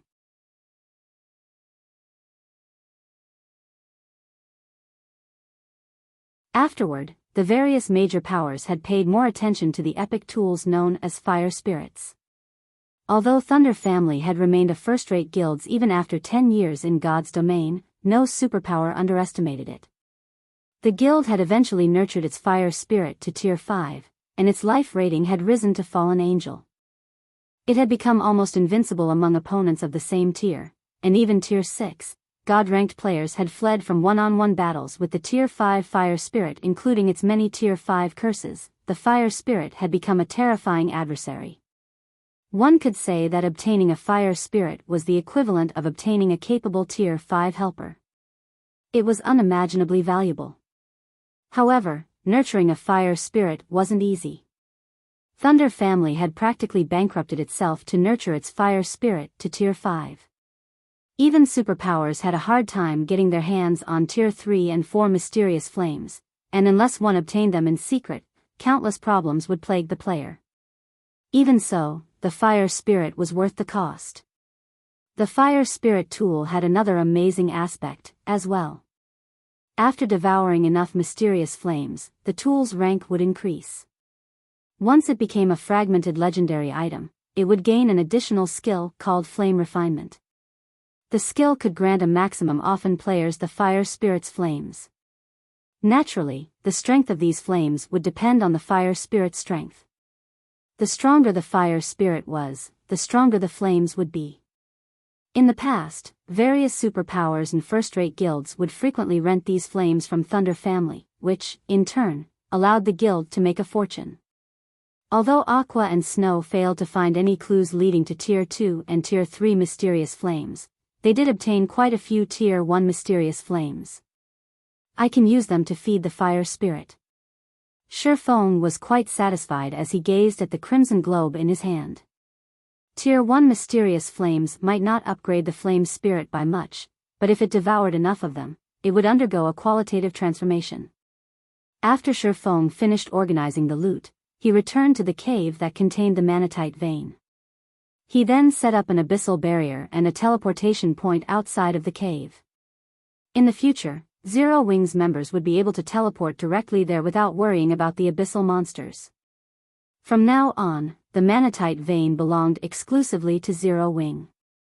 The guild wouldn't have to worry about competition from other superpowers, and it wouldn't have to dispatch players to guard the mine. The island's abyssal monsters would serve as a natural deterrence. Following which, Feng regrouped with Aqua Rose and the others, continuing to lead them deeper into the Demonkin nest, defeating one patrol squad after another. The Demonkin nest was quite large, and the pathways within were incredibly complex. As a result, exploring the nest was far more difficult than Feng had assumed. Guild leader, I found the nest's boss. Fire Dance excitedly announced. To mine the manatite vein, they first had to defeat the nest's guardian boss to stop the Demonkin from respawning. The Demonkin would only respawn once the guardian boss had, but the bosses based in or veins had very long respawn times. Although the guardian boss would grow stronger with each respawn, it wasn't a cause for worry since players would be much stronger by the time it did. Alright, I'll lead the team to you. Feng rejoiced when he heard Fire Dance's sudden declaration. He immediately led his team to her location. However, when Feng made it to the cavern Fire Dance stood in and saw the Demonkin, he was stunned. The Demonkin was 6 meters tall and fully geared in dark gray armor. Its back was decorated with all sorts of long swords. Currently, the Demonkin stood in the middle of the cavern with its eyes shut. A tier master?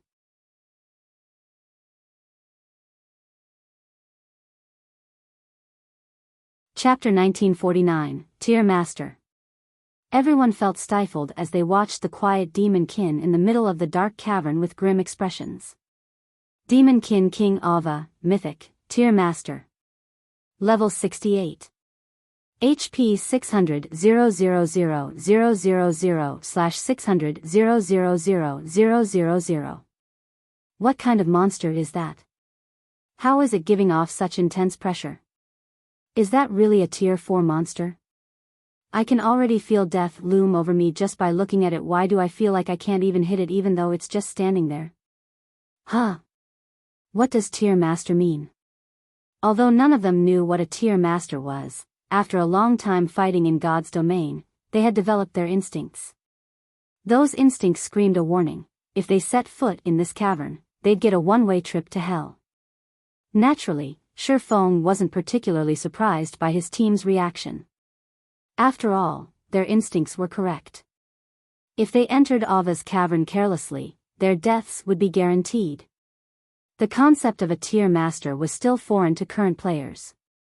It was akin to a king among those of the same tier, but unlike ordinary archaic species or dragons, a Tier Master's strength didn't originate from extraordinary attributes. Rather, it came from the monster's extraordinary combat standards. Dealing with Tier Masters was far more difficult than dealing with archaic species that had high attributes. A fight against a Tier Master was a test of players' combat standards. If players' combat standards were lacking, they would die instantly. In comparison, players would have a fighting chance against an archaic species even if they were at a disadvantage in terms of attributes. Moreover, when raiding Tier Masters, players would not be able to use their numerical advantage. In fact, raiding a Tier Master with more players than necessary would only increase the raid difficulty. Tier Masters were capable of summoning an army of monsters, and they would summon more monsters based on the number of players participating in the raid.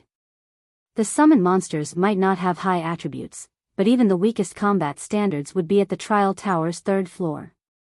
This was why Tier Masters were so fearsome.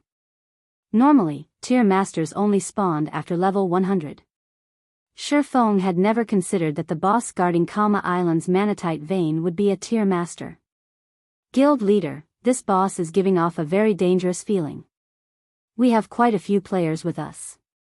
Should we send some players in to test the waters? Aqua Rose suggested. When dealing with unknown bosses, particularly field bosses, teams usually dispatched a small group to test the boss's abilities and search for appropriate countermeasures to avoid excessive losses. After all, dying in the field meant losing a full level. Even when resurrected, players still lost half a level of EXP. Forget it. Compile a list of data on every member of the team. I'm going to reform a 100-man raid team, Feng said, shaking his head. There was no point in probing a Tier Master. Such bosses were straightforward. Unlike other bosses, which used many strange skills and spells, a Tier Master would only use normal attacks and the occasional team wipe move. If players could keep up with the boss's combat standards, they could defeat it. If they couldn't keep up, it didn't matter what strategies they employed, they'd all die. Moreover, the 500 Tier 2 players present were all true experts in the guild. Whether they lost half a level or a full level, it would deal a significant blow to Zero Wing. They'd be better off going all out on their first try. Following which, Aqua Rose gathered the details on the 500-man team and sent the information to Feng. She had collected data on players' basic attributes, weapons, equipment, and current progress in the Trial Tower. After planning for about half an hour, Feng finally decided on the 100 members that would take part in the raid. The weakest of the players he had selected had already reached the late stage of the Trial Tower's 6th floor. They would have no problems facing the Tier Masters' summoned mobs in a one-on-one. Alright, Cola, start the raid. Feng commanded once everyone had their tasks. Cola nodded seriously. Although he was nervous, he willed himself to enter the cavern. The moment Cola stepped into the cavern, a bright light illuminated the space. Rather than a cavern, this place looked like an ancient temple. Meanwhile, with Turtledove and Yiwumian tanking most of the mobs, the rest of the team was free to attack the Demonkin King, decimating its HP. 90%. 70%. 50%. When Ava only had 1% of its HP remaining, Feng activated Divine Providence and finished the Demonkin King off with Shadow Blade and Lightning Slash. As soon as the Guardian boss fell, a system notification reached everyone's ears.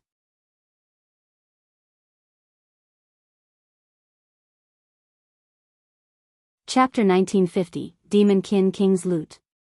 System, congratulations. You have killed the Demonkin King, Ava. Due to the Demonkin King's death, all Demonkin in the area will not respawn. System, congratulations. You have obtained the first kill on the Demonkin King Ava. Rewards doubled. Guild popularity plus 500 and humanity reputation plus 20. When they heard the system announcements, Zero Wings members cheered in joy. Now that they had killed the Demonkin King, the Manatite vein had finally come under Zero Wings' control. Their guild could now mine the vein freely. Currently, only a few superpowers had possession of or veins that produced magic crystals.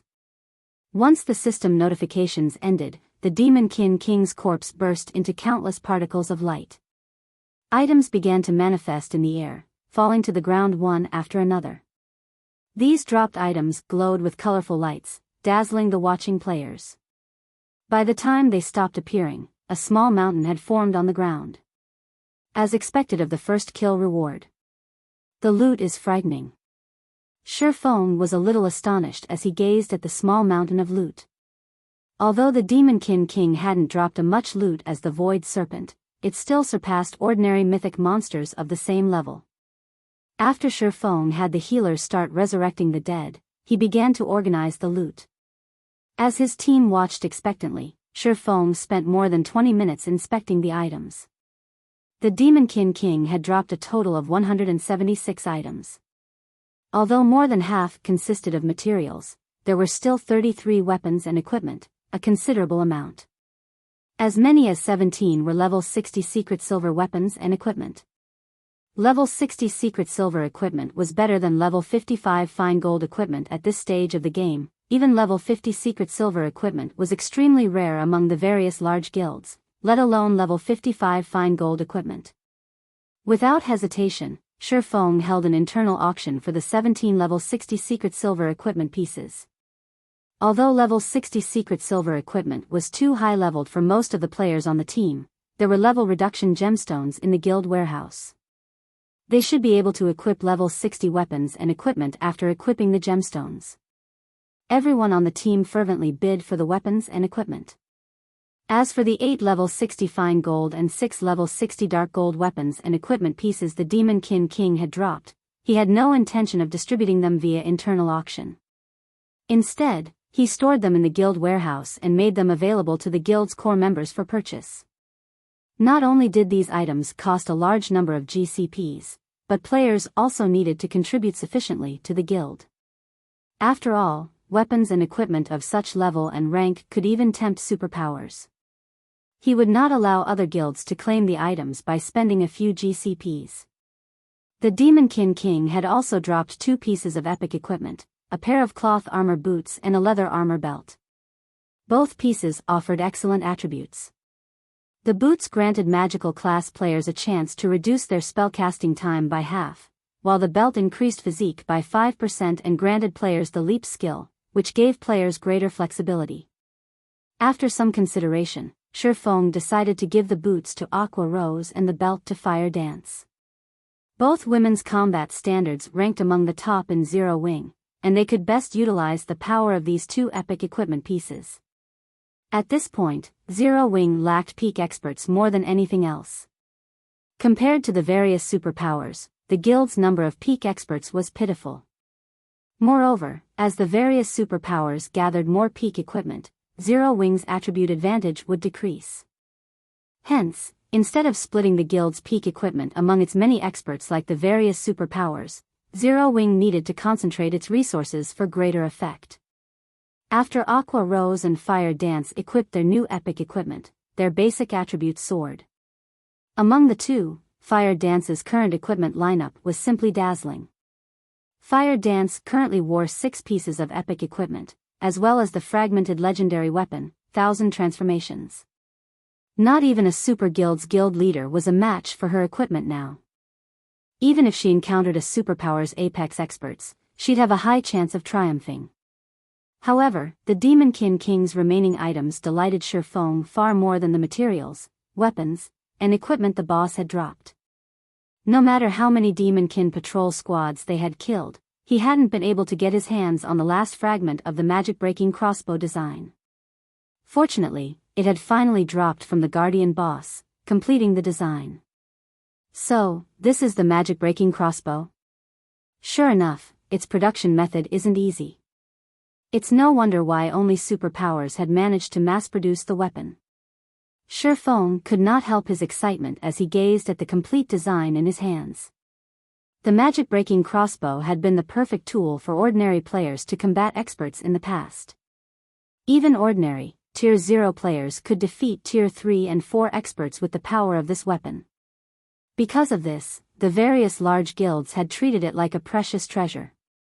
Unfortunately, the magic-breaking crossbow design was incredibly rare, and as a result, most guilds, those that hadn't acquired the design, had only amassed a small stockpile of the tool. Even Shadow had only collected around 500 crossbows after spending a long time accumulating them. Even so, a 100-man expert team that was fully equipped with magic-breaking crossbows could kill a Tier 4 player, much less 500 crossbows. The only downside to the magic-breaking crossbow was that it was a consumable item. It would disappear once its durability ran out. Hence, guilds avoided using the weapon unless they had no other choice. But now that Feng had the complete design, this flaw wouldn't be a problem. Although crafting the magic-breaking crossbow required very rare materials, a master engineer, a master forger, and a master alchemist, these requirements weren't a problem for Zero Wing. After Feng stored away the magic-breaking crossbow design, he shifted his attention to a small, magic crystal box. Among the items the Demonkin King had dropped, this small box's value was only second to the magic-breaking crossbow design. This item was a bloodline box, capable of randomly generating a single bloodline when opened. The bloodline this box would generate would range between basic and advanced rank. The box was no less valuable than an ordinary fragmented legendary item. Hopefully, it gives me something good. Once Divine Providence's cooldown had ended, Feng took a deep breath and activated the godly skill. He then activated the bloodline box.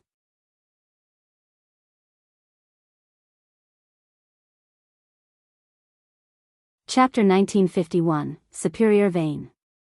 After Feng clicked to open the bloodline box, a loading bar appeared before him.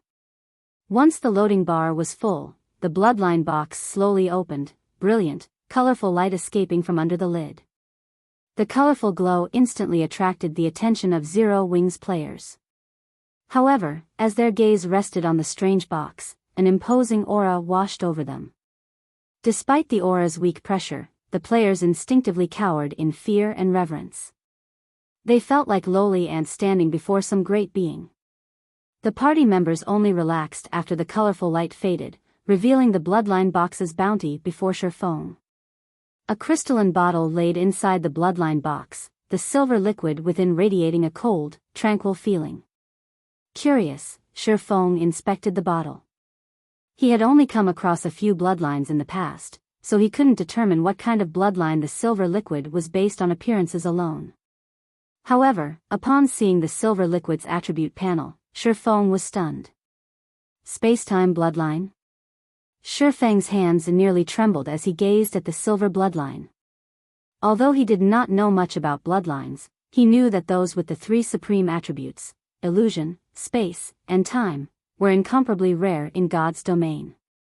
Although the bloodline before him was only basic rank, it was far more valuable than any ordinary advanced bloodline. Space-time bloodline. Reduces all spells cast time and cooldown. Improves vitality, followed by intelligence, endurance, agility, and strength. Amazing. Feng was flabbergasted after reading the space-time bloodline's introduction.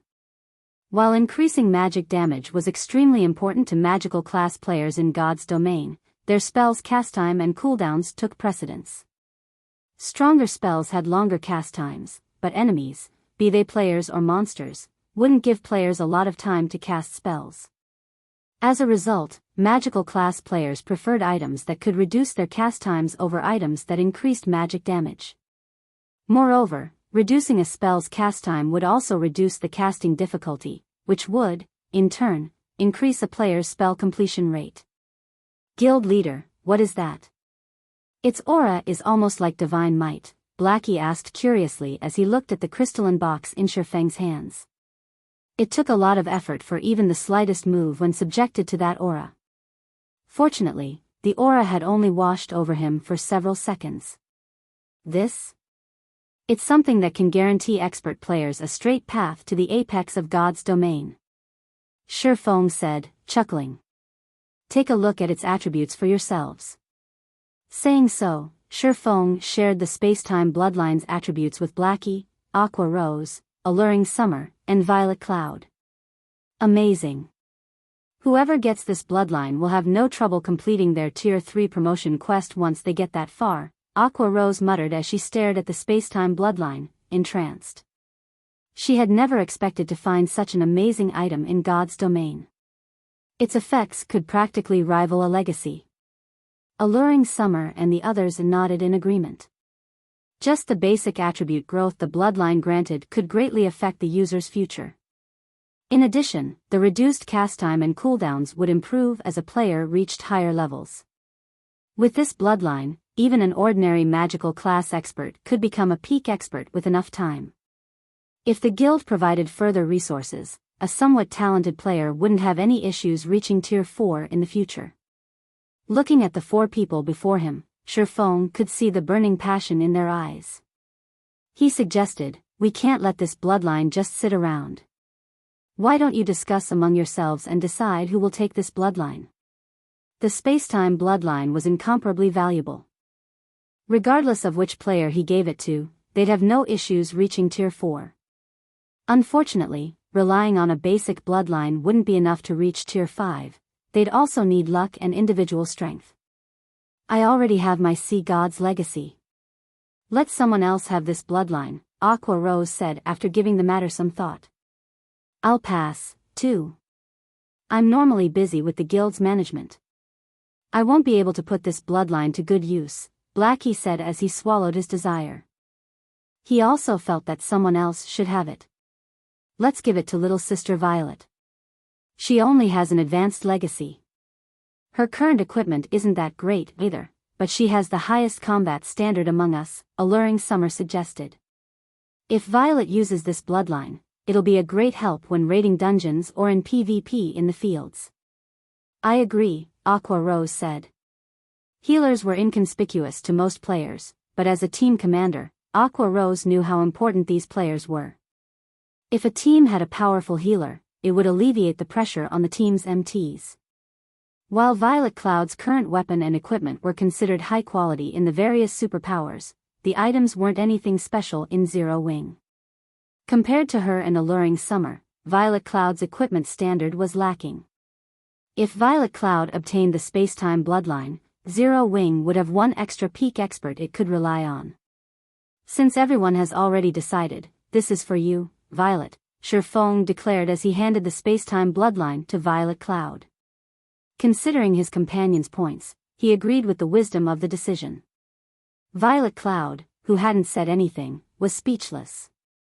However, she was quite happy to receive the space-time bloodline.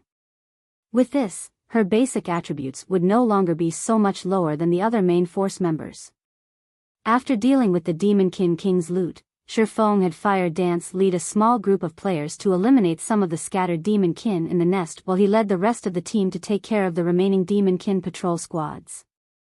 He also had Aqua Rose survey the manatite vein and calculate the mining volume so they could determine the suitable amount of manpower to dispatch.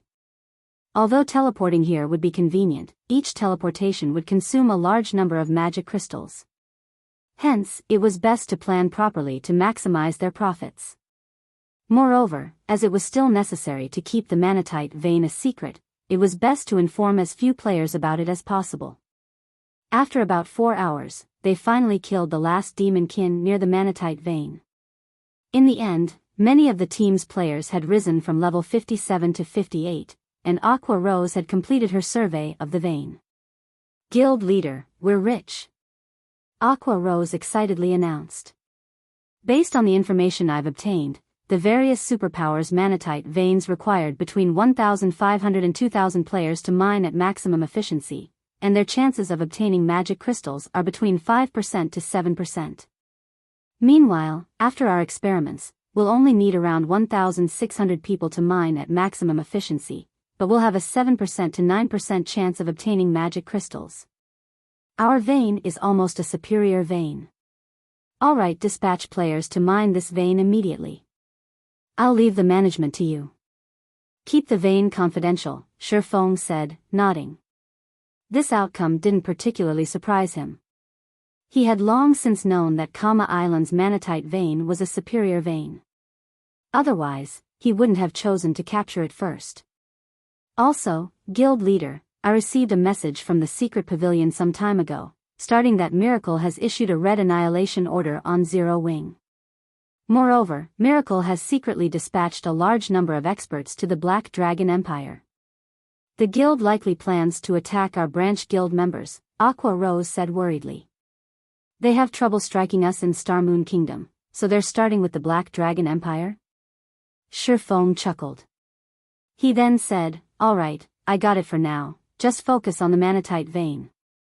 I'll prove to Miracle that Zero Wing isn't just unshakable in Star Moon Kingdom, but in the Black Dragon Empire as well.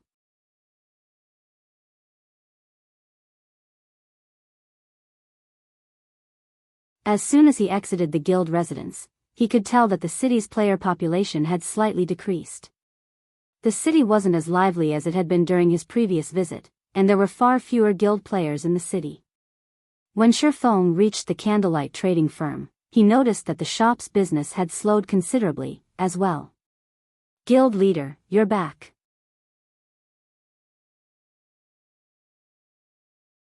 Chapter 1953, How Dare They? Zero Wing City, Candlelight Trading Firm's first-floor hall. Although many of the guild players that had resided in Zero Wing City had shifted their operations to the new guild towns in the Witch's Hill, the city was still independent players' first choice when visiting the area. The two guild towns weren't a match for the city's level of convenience or its wonderful environment. While players browsed the merchandise in the first-floor hall, a new counter appeared.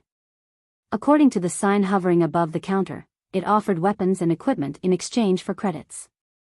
In NPC City shops, items could only be purchased with coins or traded for certain special items, such as magic crystals. There was no function that allowed players to purchase items with credits. However, guild towns and cities were a different story.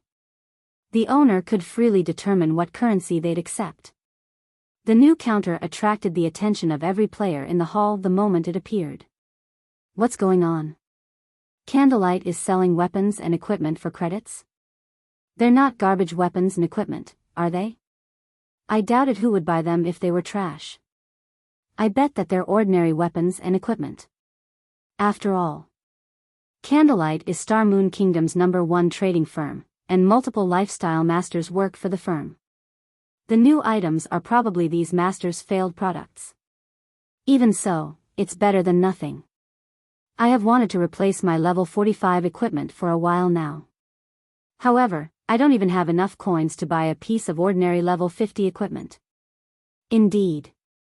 If Candlelight's asking price isn't too high, I might buy a few pieces for myself. Everyone quietly discussed the new counter. Many among them had already approached out of curiosity. They wanted to know what kind of weapons and equipment Zero Wing was trying to sell. Several dozen level 50 weapons and equipment had been laid out on the counter, and every one of them gave off the glow unique to secret silver items. The dazzling sight dumbfounded the players that investigated the counter.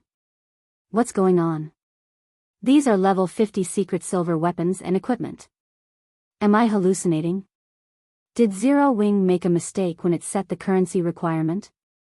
Even large guilds' internal members have a hard time obtaining a piece of level 50 secret silver equipment, yet Zero Wing is selling them?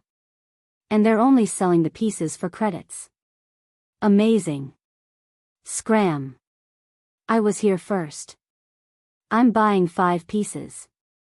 I want 10. The players that had only planned to window shop went into a frenzy. Regardless of whether they could use these weapons and equipment right now, they intended to buy as much as they could. Each piece of equipment only sold for a few thousand credits, while the weapons sold for over 10,000 credits. It was much easier to buy these items with credits than with coins.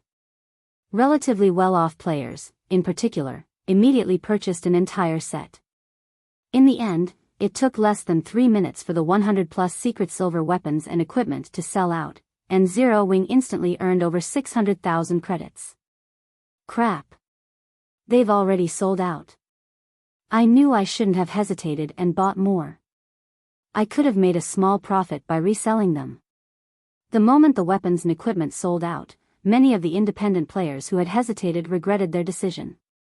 They hated themselves for acting quicker. However, after another 10 or so minutes, another batch of weapons and equipment appeared on the counter. Like the first batch, every piece was level 50 secret silver rank. Is Zero Wing insane? It's selling more? Out of the way. I'm going to buy as many as I can this time. Upon seeing the new batch of weapons and equipment, the independent players' eyes turned bloodshot as they charged over to the counter. This time, the items sold out in less than a minute. Meanwhile, news of the candlelight trading firm's level 50 secret silver weapons and equipment quickly spread, shocking many powers. What's going on? Our guild has had a massive headache over acquiring more level 50 secret silver equipment, yet Zero Wing is selling such items in large quantities? Is Zero Wing going to disband soon? Is Zero Wing's warehouse overflowing with these items? Quick! Send someone to camp the candlelight trading firm. As long as Zero Wing sells these weapons and equipment for credits, buy as many as you can. Although the various large guilds had already raided level 50, 100-man team dungeons, they had been limited to normal mode. None of them had any progress in hard or hell mode. Only the various superpowers had the power to challenge these modes. Hence, level 50 top-tier weapons and equipment were still extremely rare. Normally, players could only obtain such items by defeating field bosses or completing high-difficulty quests.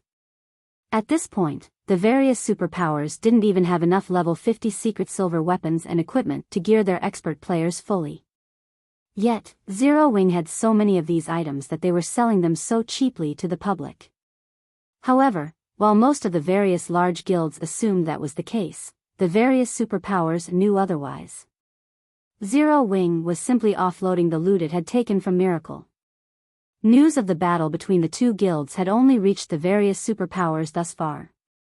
Most first-rate guilds had no idea of the incident, let alone those weaker than first-rate guilds. Black Dragon Empire, in one of Lake Heart City's high-class restaurants. Uncle Yuan, is this Zero Wing's way of complaining that Miracle isn't killing it fast enough? Purple Jade was astounded when she read the latest report. Even newly formed superpowers would not dare to provoke Miracle to such an extent, yet Zero Wing was so bold as to throw fuel on the fire. I don't know, but based on my understanding of Shredded Soul, he won't let Zero Wing get away with this. He'll employ the most ruthless methods to deal with the guild, Yuan Tixin said, chuckling. However, this has definitely made our trip here worthwhile. Even if we don't see Miracle's true strength, we should at least witness 3/4 of it. They had come to Lake Heart City to investigate Miracle's power. This was only the third time Miracle had launched such a major assault on another guild, and every major operation was a golden opportunity to investigate a guild's strength. Meanwhile, inside Miracle's temporary residence in Lake Heart City, Miracle's upper echelons and durs currently filled the residence's spacious meeting room. However, the room was deathly silent as everyone focused on an emaciated, middle-aged man.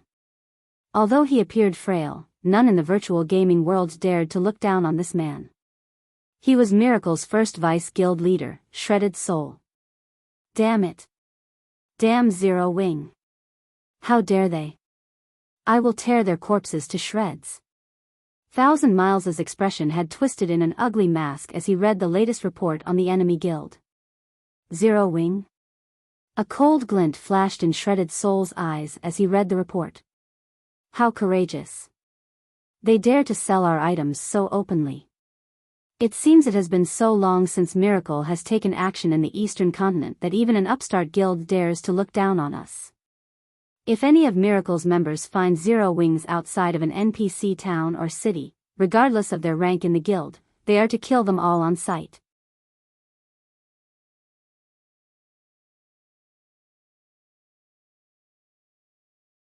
Chapter 1954, Basic Combat Devices Affect Star Moon Kingdom, Zero Wing City.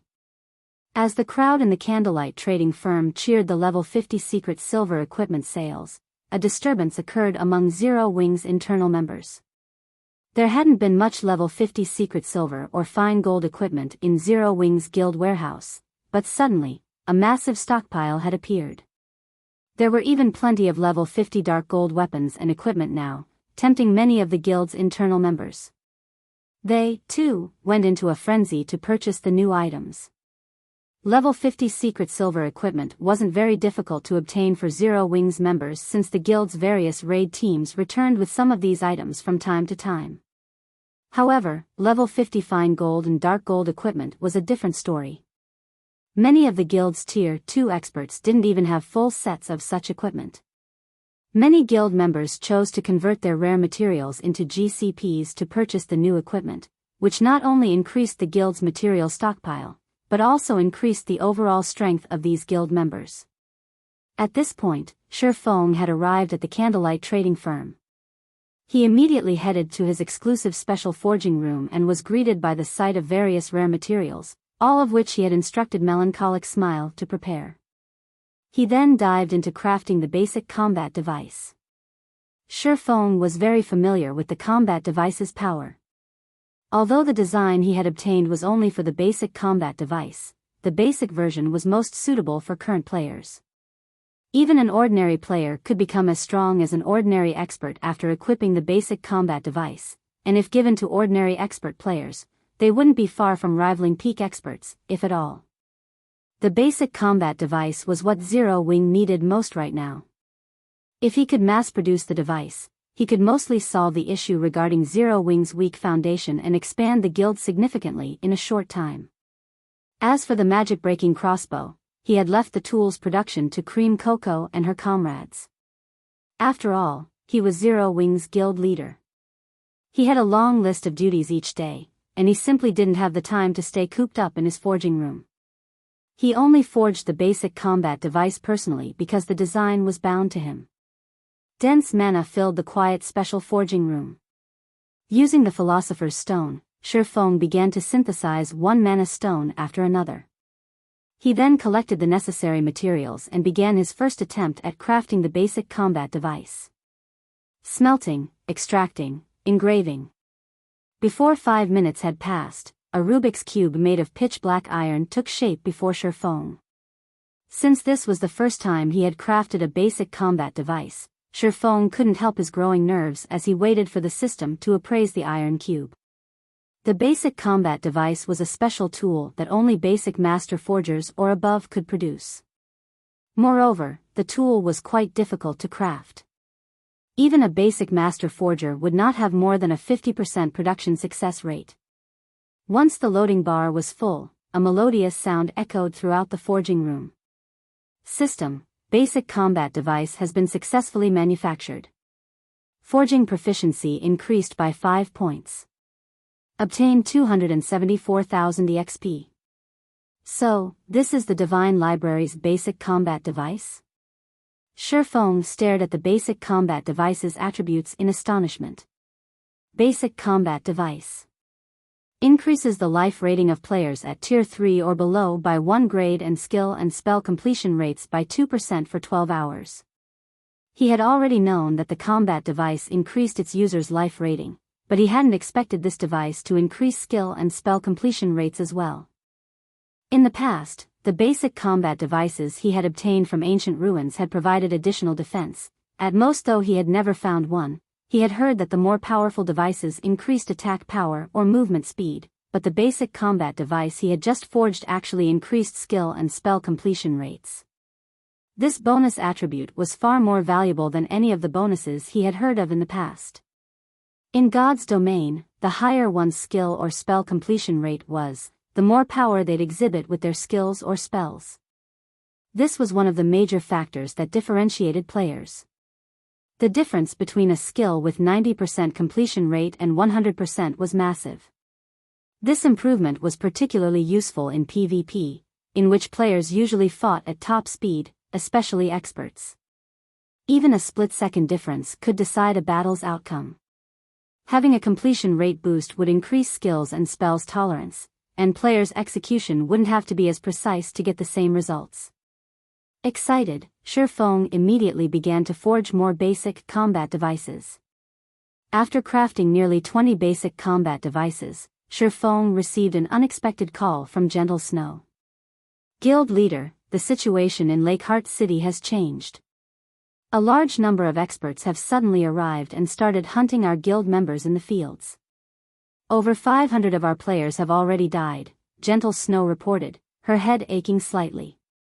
All of these ambushing players have very high combat standards, and although I've sent teams to deal with them, they've turned the tables on our members. Miracle can't sit still any longer, huh? Giving the matter some thought and considering the previous reports, he assumed these players were from Miracle. Only, he hadn't expected the guild to act so soon. Do you know how many people they have? We've confirmed around 50,000 enemies, Gentle Snow replied weakly. Although Zero Wing's development in the Black Dragon Empire had been progressing smoothly, the branch guilds did not have many expert and elite members. Overall, there were a little over 2,000 experts and 90,000 elite members. Moreover, the majority of the expert players were her subordinates from Ouroboros. They sure mobilized their forces quickly. The number surprised Feng slightly. After the battle on Kama Island, he knew that Miracle wouldn't let him or Zero Wing get away unscathed, but he had thought that it would take the guild some time to muster a large force after so many of its expert and elite members had died. He had never thought that Miracle could gather 50,000 players in so little time. He truly hadn't expected this situation. He had thought that Miracle would, at most, transfer a little over 10,000 players to the Black Dragon Empire to harass Zero Wing. Transferring more than that would leave Miracle's other territories undefended. If Miracle weren't careful, it could easily be ambushed by other powers. Guild leader, what should we do? Gentle Snow asked. Do we fight? Fighting Miracle's 50,000-strong army directly would incur serious losses for Zero Wing. Depending on the severity, the guild's development might even grind to a halt. However, if they avoided fights with Miracle's forces, the enemy guild would continue to ambush Zero Wing's teams. The guild couldn't afford that either. Of course, we're fighting. Moreover, we have a big surprise for Miracle.